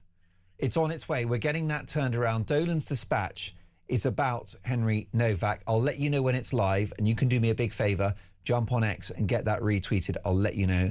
Keep an eye on that, because my brilliant producer from the weekends, Dean, is working on it. Maria's in Gloucestershire. Hello, Maria. Good afternoon, Mark. How are you? Are you all right? I'm good indeed. And Maria, I'm wondering when we're going to hear from the Prime Minister about Henry Novak. That's what I've rang in about. I am absolutely fuming. He took the knee, didn't he, in 2020 when that other guy, George Floyd died? Yeah. And where is he? Over this poor young man?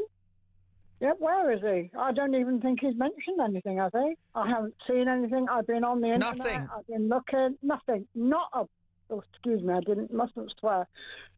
I can always swear in Italian, but never mind. Well, that wouldn't be bad, would it? I mean, Maria, what can the family possibly be going through today? I can't even imagine it. I can't even think about it. It made me sick when I read about it. I mean, he was a lovely young boy, a lovely young man, minding his own business, and was slaughtered for what? For what? He was slaughtered. And then the police treated him like some kind of bloody animal and handcuffed him, seeing he was in pain, seeing he was bleeding to death. How the hell can you have done that? How can the hell? Maria, you're a very bright person. You always pretend like your brain doesn't work anymore. Let me tell you, you're an absolute wise mastermind of a lady. Tell me this, riddle me this.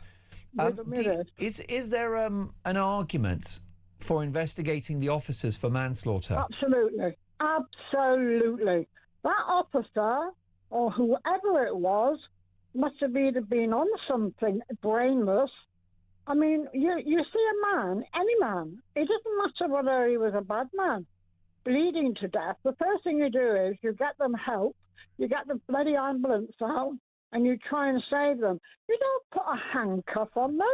You don't even do that to a pig when you're about to slaughter it, for God's sake. Well, I know, exactly right. And it's making me so angry. Well, do you not think a police officer, Maria, has a duty of care to the public? There's a guy that's, isn't it? The guy's bleeding out of his own body, and they decide that they will handcuff him. Handcuff him. Oh my God, I know that's what I'm saying. They treated him like an animal, worse than an animal. And it's quite clear that he will have alerted them to his condition because, of course he did. You know, well, he said, "I can't breathe, and please don't do this and help me." I can't breathe. What are you doing? What are you doing? And can you imagine the pain he must have been in? And this bloody police officer isn't even thinking about that. Well, he's worried about. Oh, he's made a racist comment. Who cares? Who cares? At that moment in time. Well, Maria, should we be cuffing people for a racist comment? I mean, it's a disgusting thing, but should you cuff people for that? Oh, cuff people? Are you serious? They put that poor woman in prison for how long for making a comment? Yeah. People make racist Lucy comments. Connolly. I lived in Africa amongst the Africans, and you know who were the worst racist people I ever met whilst I lived there? My husband's boss, who was a Pakistani. He used to call the black words you wouldn't even know. Maria, I've seen it myself. I've seen it with my own eyes. I've heard it with my own ears. And there are many ethnic groups who are crazily racist about other ethnic groups. Not to mention, by the way, on the continent, there's so much racism in Italy and France, you wouldn't believe. You'd have to arrest half the country, Maria. But we won't arrest you because we love having you on the show. Maria, call me again soon. That brain is still functioning beautifully, as is Mary's. Good afternoon, Mary. Afternoon, Mark. Well, I wanted to say that how this woke nonsense has penetrated everything. It's infected everything. Police, schools, universities, the hospitals, the NHS generally. It's infected everything. But regarding like racist remarks or racism, why it can't be racist if it's said by blacks, I don't understand, because Lammy and what's her name, Diane Abbott, have literally placed the race card all their political careers. Of course. And that's how they've got where they is, by constantly saying they didn't get this because they were black. And they're very high up in the ladder now. Well, exactly. It doesn't really make a lot of sense. It doesn't stand up to scrutiny, does it? Now, Mary, you're of a considerable vintage. Did we have woke in the old days, or is it a new thing? Oh, it's a new thing. But first of all, it started off dribbling in as political correctness, it was called then. And was that in the 80s? Might have been started. 80s, 90s. PC gone mad. Do you remember when people used to say that? Yes. But what I don't understand is, like, take, for example, say the Muslim community and the trans community. They are a minority, I understand. And I cannot understand why companies and the establishment are giving them so much hearing or listening to them for so much and are bowing to them when they are a minority. What about the majority of the people, really? That's what democracy was about, I would have thought, was they vote by the majority, not the minority. Well, that's how it used to be, Mary, but the world has gone mad. Luckily, you're a voice of common sense. Mary, have a lovely Friday and a good weekend. We'll catch up soon. Stephen, hi, Mark. I'm in my late 60s and I yearn for the country that I grew up in and I can see is not coming back. All I can say is I'm glad I've got fewer years ahead than I have behind me. I see no end to this madness. Thanks for a great show. That is Stephen. Stephen, what a depressing but rather prescient message you have sent. Lots more to come. Let's get your calls on the radio and on the telly. Has political correctness destroyed British policing? What kind of police service do you want to have? Because you pay for it, folks. So how do you want police officers to behave when a crime has happened? Give me your prescription for British policing. What kind of cops do you want? What do you want them to do? Because you pay them. 0344 499 1000. Your call's next. This is Talk.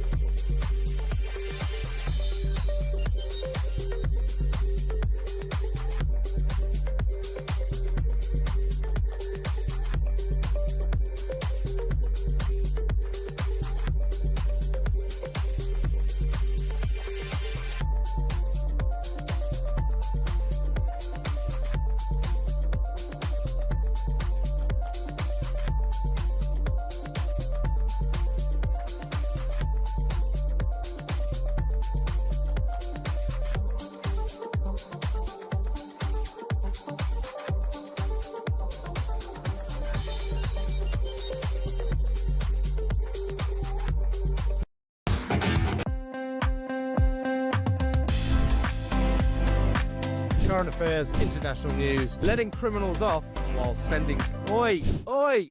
You shut up! I'm trying to record something. Stand by for 3 powerhouse hours of breaking news, challenging views. I don't give a flying damn about international law. I think people will viscerally reject this.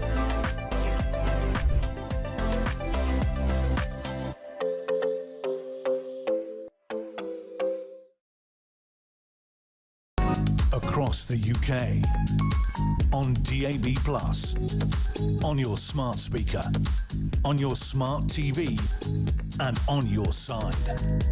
This is Talk. Has political correctness destroyed British policing? Jerry is in the capital. Afternoon, Jerry. Hello there. How are you? I'm very good indeed. What is this obsession with racism? Because I think that the woke, the progressive left, they don't care about real racism at all. No. And the question I'd like to ask the government, Starmer, the police, how did alleged racism become the top trump cards over murder, rape, child molesting, cruelty to animals? Yeah. The numbers thing. How did someone calling you a name? Because let's get back to basics. Sticks and stones. He was called a name allegedly, but he wasn't. So this Sikh set him up, yeah, and knew every way to play the system, because we've got this extreme woke where alleged racism now trumps every other crime. How can that be? And the other thing that's disgusting, the coppers on that scene should be done with manslaughter, because I'm an ex-paratrooper. I was a medic. I've held people that I didn't even know dying, and you give them the best you can while they're injured or whatever, you check them over. It's number one. If someone said to me, and I've been at road accidents and all that, you check and keep them still, and you hold their hand and you say, everything's going to be all right. Everything's going to be all right, mate. Everything's going to be all right. And if the best you can do is give that person who's dying some decency and love, that's all you can do sometimes. But they handcuffed him. Jerry, can you... They are excrement. Them people, to me, are pure excrement because they're adults. If someone says to you that they're stabbed, it doesn't even matter if it's the perpetrator stabbed. You give him a duty of care as another human being. And they should be totally ashamed. They should be totally ashamed. And as people say, where's Starmer? Where's all the cabinet? Where's the opposition? And I went out today and got to look at the newspapers. Not one of them has it on them that I could see. It's not on the BBC. It's not on Sky. It won't be. I never listened to that piece of rubbish anyway. You know, I don't pay. Well, I've had a lot of breaking news on the show today, Jerry, as you know, and I still made it the Dolan's Dispatch, and it's the lead item of the show. And I'm going to talk about it again tomorrow and again on Sunday, and I'll talk about it every day until people wake up. What I'd like you to do, please, because the media, and I'm real proud of you, yeah, and I don't say this often, right? I'm 66, I've seen a lot in my life, but I'm proud of you as a media, and I'm not proud of the media normally, yeah? I've never phoned up like, this is the second, and it's over this young man. You need to keep banging on. We need to keep this in the headlight, because they will try and sweep it under the carpet, yeah?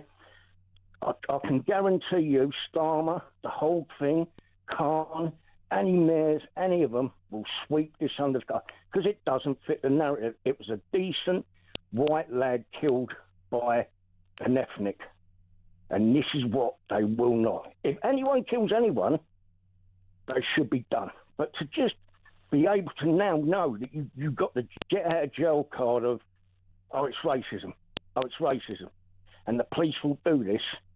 It's absolutely shocking. Jerry, I won't let this story go, and I will commit to that. And Jerry, can you tell me, as someone that served in the forces, and can I thank you for your courageous service to this country, what was going through the heads of those coppers who handcuff a dying man bleeding out of his own body, who says, I've been stabbed, I can't breathe? What is going through their heads, Jerry?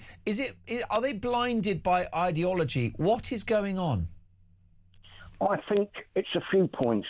I think it's arrogance, total lack of training, because I've seen them now, they just look like sort of bags of whatever tied in the middle with their uniforms. There is no training, and it's also the kind of people you get. There is no training, so you will get dross, yeah?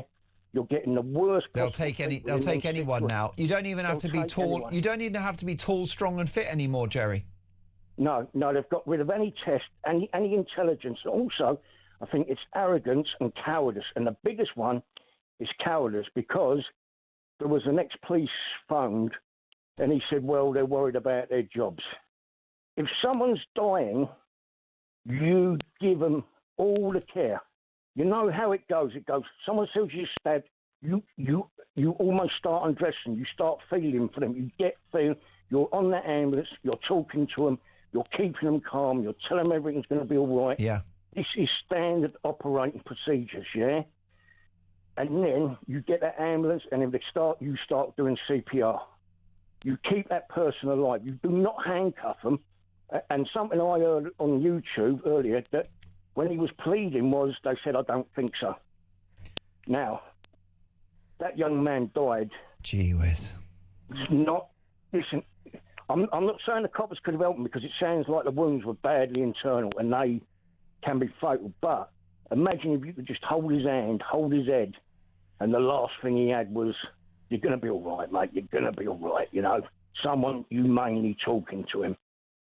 Yeah, that's what should have happened. And I'm really angry. I have never phoned the radio station, but this, and what even makes me more angry, is Starmer, the excrement that we've got in charge of this country and the opposition, I don't see any of them, you know, how terrible this is. Full inquiry to this. Them coppers should be now look at some kind of prison sentence for that, because to me that's murder. Well, Jerry, what it is, these people, the coppers who can handcuff a dying man, they are... what happens there, Jerry? Ideology makes you stupid, and it also makes you... Cowardly. Cowardly is a good... And also, I think it makes you wicked. That was the word that the Queen used to use about terrorists. It turns you... The ideology of the woke, I think it turns you into a wicked person, Jerry. I don't think that overstates it. It's wickedness. No, like, don't get me wrong. I'm not taking any blame from the animal thug that hunted him down. He should be, to me, I know I'm sounding old-fashioned, but I think the death penalty should be brought back. But if not, you never see the light of day for an attack like that. But them coppers could have, even in his last moments, could have had some humanity, and that's what's lacking as well. Cowardice, stupidity, and a lack of humanity. That's also helped kill that young man. And if them coppers are listening there, you are excrement. You are the lower of the low to me. Yeah, that's how I feel about it. Jerry, you let me tell you that you have spoken with empathy and you've spoken from the heart. And let me tell you another thing before I get to Phil, Jerry. You spoke with authority, because you have served in the forces, you put your life on the front line, and you know about helping someone in the final moments of their life after a life-threatening event. And Jerry is so right when he points out that this lad, Henry Novak, he knows he's been stabbed, he's dying, he can't breathe. And what he needed at that point from the copper was, you're going to be okay, lad, we'll get you to the hospital. Instead, you're a racist. Have you been stabbed? I don't think so. It is sick, it is disgusting, it is wrong, and I agree with every word of Jerry. Phil is in Hertfordshire. Phil, follow that. Oh, how can I follow that? I had a lump in my throat. I know. Wasn't Jerry quite amazing in what he said? Yeah, it was fantastic. Very brave, very full of empathy and respect there. But he's not wrong, is he? He's not wrong. No. Mark, I mean, like you say, how can you follow that? How on earth, from the point that these coppers handcuffed him, got him back to the station, they didn't see blood? And if you saw blood, you would react. It's just beyond me. Were these coppers traumatised? I don't think so. No. Going on to the racist part. Oh, that's really unfortunate. We've lost the line to Phil, but what we'll do, we'll get Phil back, because the point he's made is a very important one, which is that the racism card is used all the time now. We're going to get Phil back. We're going to get to more of your calls as well. Has political correctness destroyed British policing? This is Talk.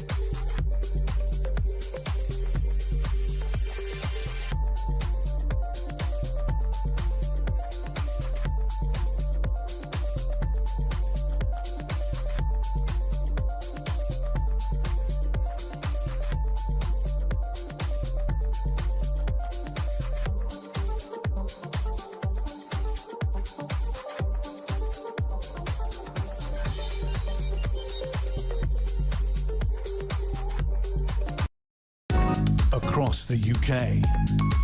On DAB+, on your smart speaker, on your smart TV, and on your side. This is Talk. You are listening to Talk, and more bad headlines for the Duke of Sussex. Prince Harry faces fresh calls to stand down from a charity accused of funding rangers who rape and torture local tribes. Let's get reaction from Prince Harry's biographer, Angela Levin. Good afternoon, Angela. Good afternoon. Thanks for inviting me. Well, this is a shocking story, isn't it? The Duke of Sussex facing calls to step down from his role as head of this African charity, which is called African Parks. What's the story here, Angela? Well, the story was Harry's always loved animals and he wanted to help them, but he lost interest, really. He was president for 6 years and then just stopped, really, and he wasn't doing enough. And he joined the board at 2023, but he didn't do enough there either. And people have got really fed up with him. And the problem is that it's a non-profit country. There are 13 large places that he's supposed to be involved with.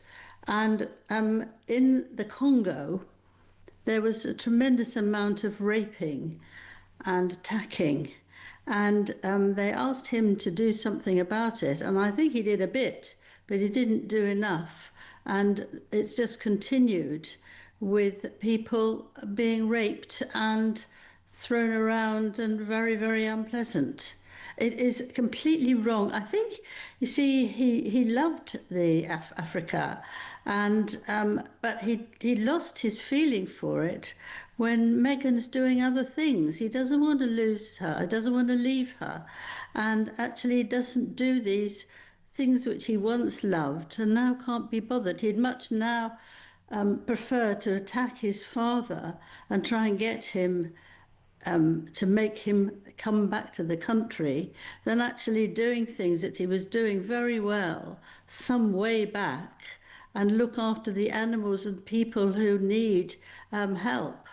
Well, I think you're right about that, Angela. It seems that Harry has lost interest in his charities since marrying Meghan and since moving to the United States. Sentebale, the charity that he co-founded in the memory of his mother Diana, was based in Lesotho, and he barely visited. Yeah, well, he did a lot. I mean, he adored back in the day, but I think about 3 times in 6 years after Meghan.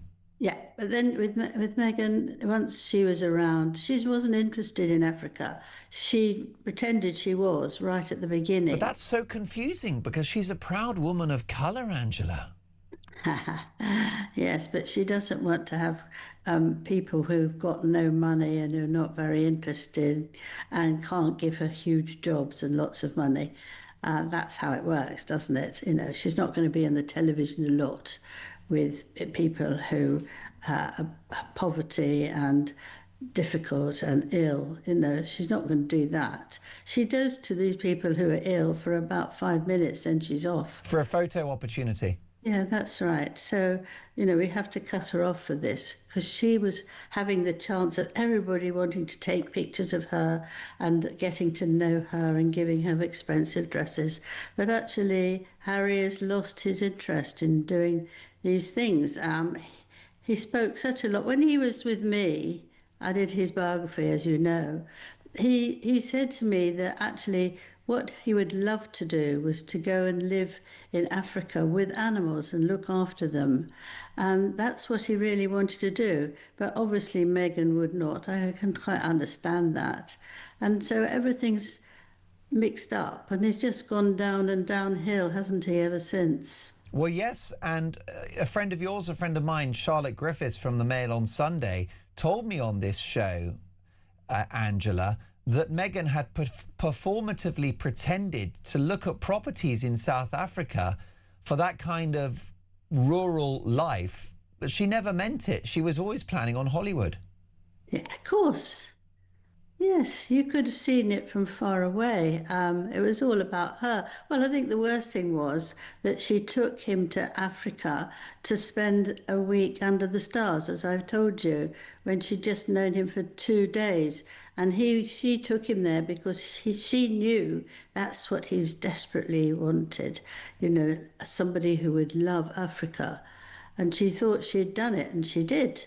But now, with all these poor people who are being raped and not given enough food or looked after properly, huge gardens there. And it's just shocking. He's asked to step down now.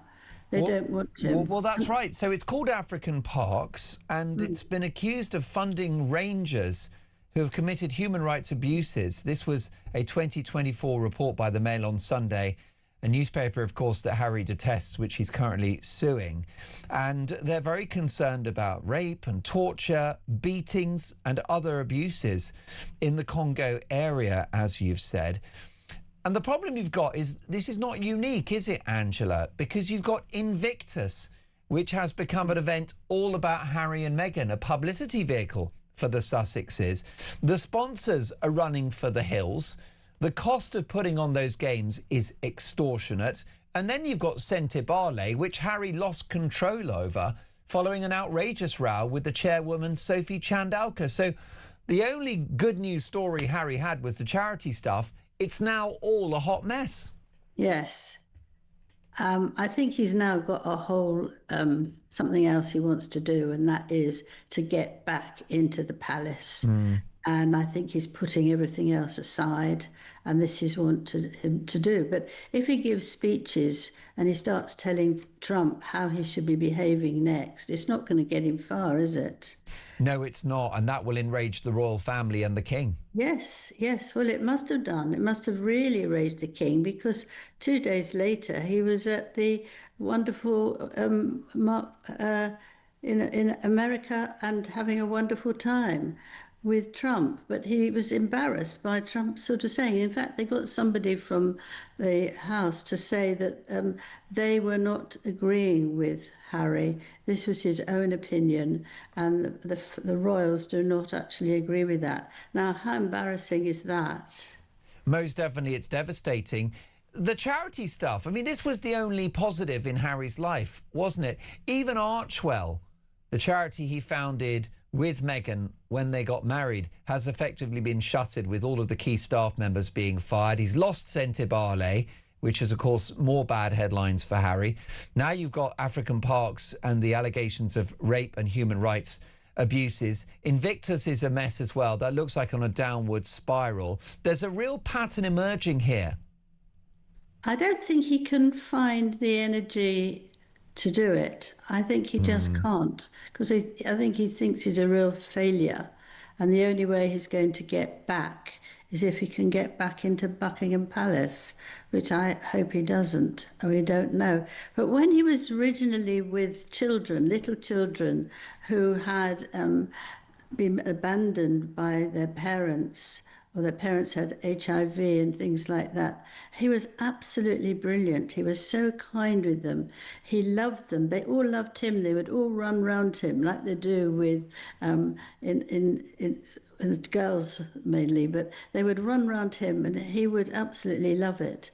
And he would be very good. And also, the little babies who were under sort of 2 months, he would hold them in his arms and rock them and look after them. So there was such gentle kindness there.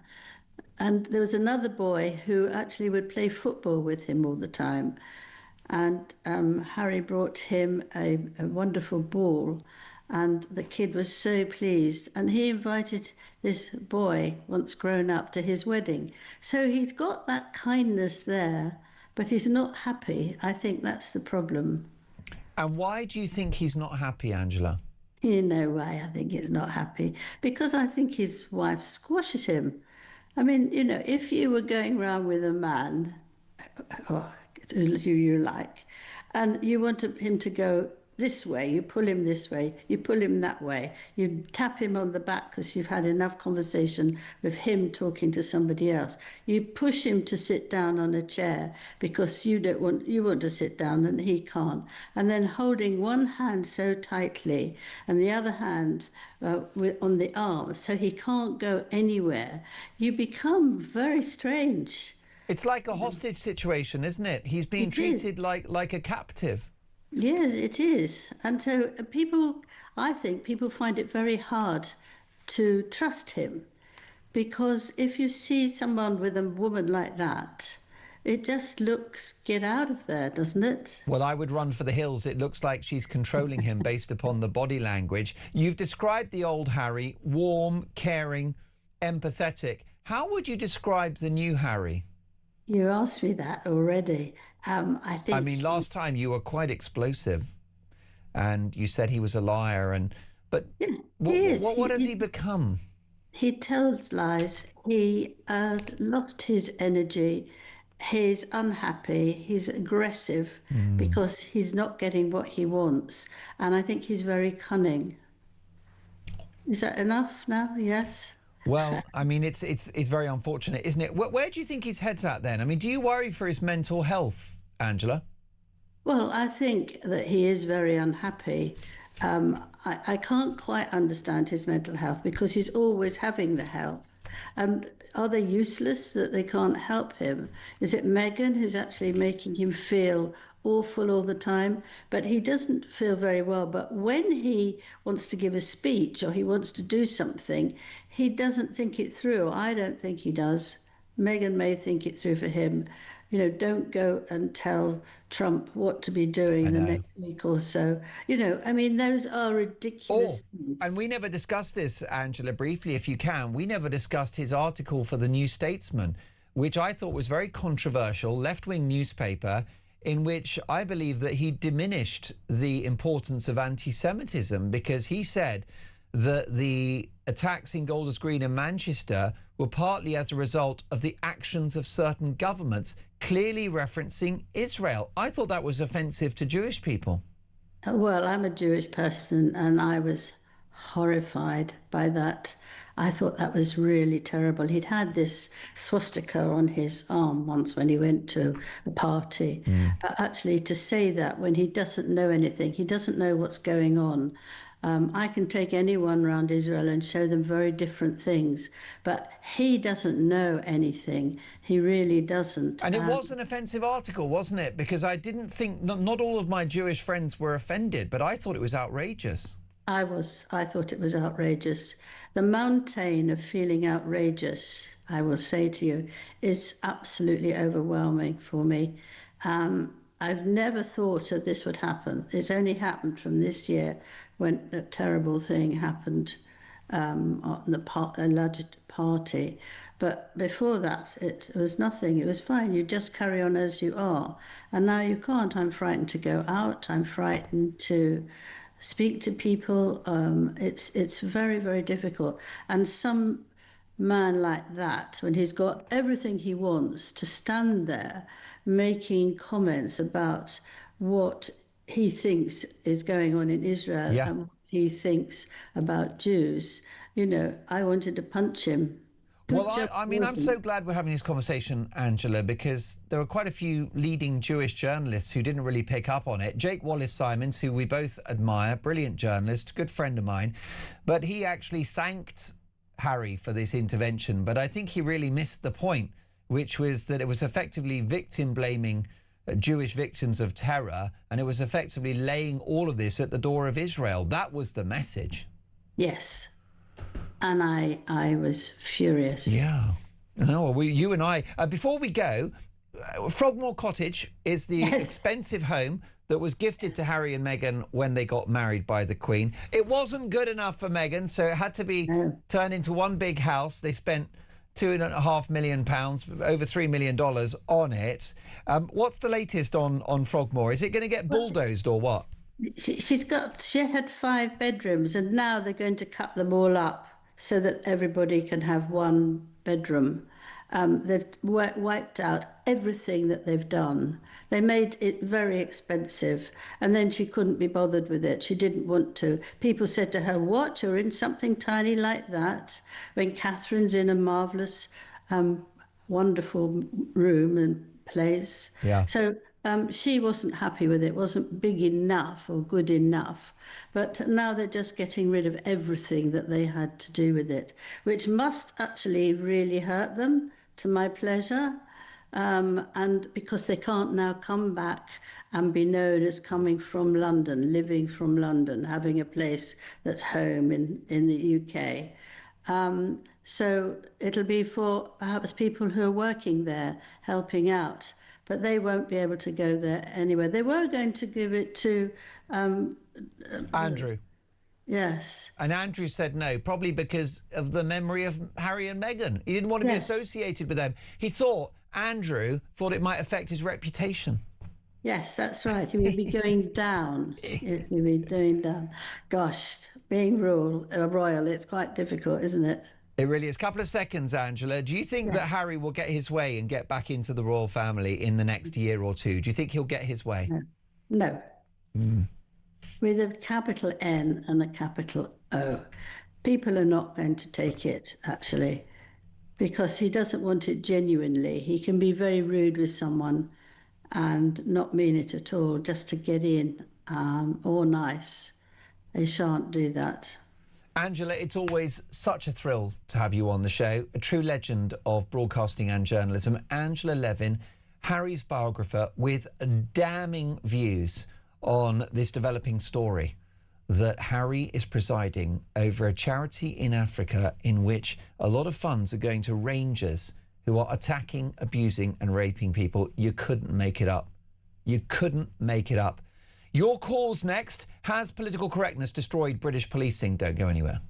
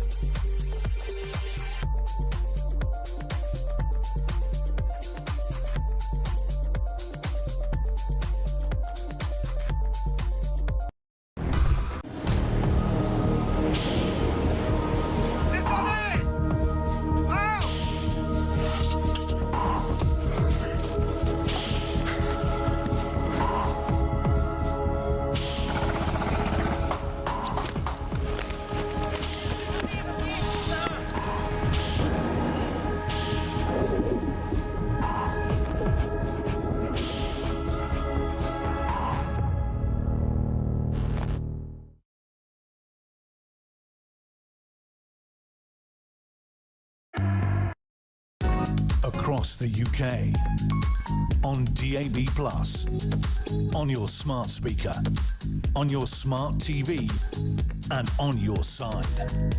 This is Talk. 3:51. Has political correctness destroyed British policing? Matt is in Cheshire. Good afternoon, Matt. Very good afternoon to you, Mark. To answer that question, this is not political correctness by well-meaning people. It is part of a tsunami of European Marxist tactics and techniques that have infiltrated our institutions over a 30-year period, using immigration, race, gender to destabilise British society. Labour have wanted a Britain like this since the 60s, but were never in power long enough to implement it. But since Blair, then with a weak, wet Tory regime of 15 years that helped them along. They rolled over. The Royal College of Police should be shut down immediately, and its senior staff should go before a parliamentary scrutiny committee. Will Labour do that? Of course they're not. And the Tories won't do it either. And you're right to mention this College of Policing, because that's where they're being taught these woke ideas that skin colour is more important than burglaries and stabbings. Yeah, it's one of the captured institutions that have been like that probably since the 90s. This is the country that Labour have dreamed of for decades. Immigrants have more power than the indigenous population. Illegal immigrants prioritised over citizens. In every walk of life, our institutions, our economy and our structures are literally falling apart. You're not wrong about that, Matt. Can we ever fix it? Can we put the genie back in the bottle? Can we kill woke? You know what I always say, Mark, when they say Britain can't cope without immigration, during the Second World War, women ran this country while men were at war, and we managed then, while we were at war, to keep this country on its feet. So if we sacked everyone from the civil service who's responsible for this and started again with real patriots who would employ people who had Britain's interests first and not the interests of foreign governments and their own political will, then we could actually begin to do it. It's finding people with a spine, Mark. If you gave me a week, I'd do it on my own, but I have no power.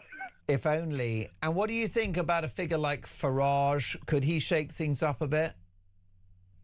He's saying all the right things, but we've heard that for 30 years, haven't we, Mark? We've heard the same drivel. I mean, really, the surrender of Britain began after Thatcher, didn't it? That was, for me, the slippery slope.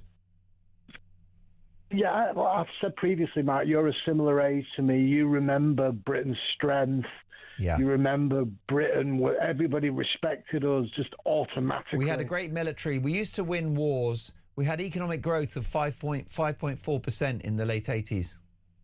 Yeah, I mean, just every part of us, we had cleanish streets, we had an advancing civilization, our police were strong, the army was strong.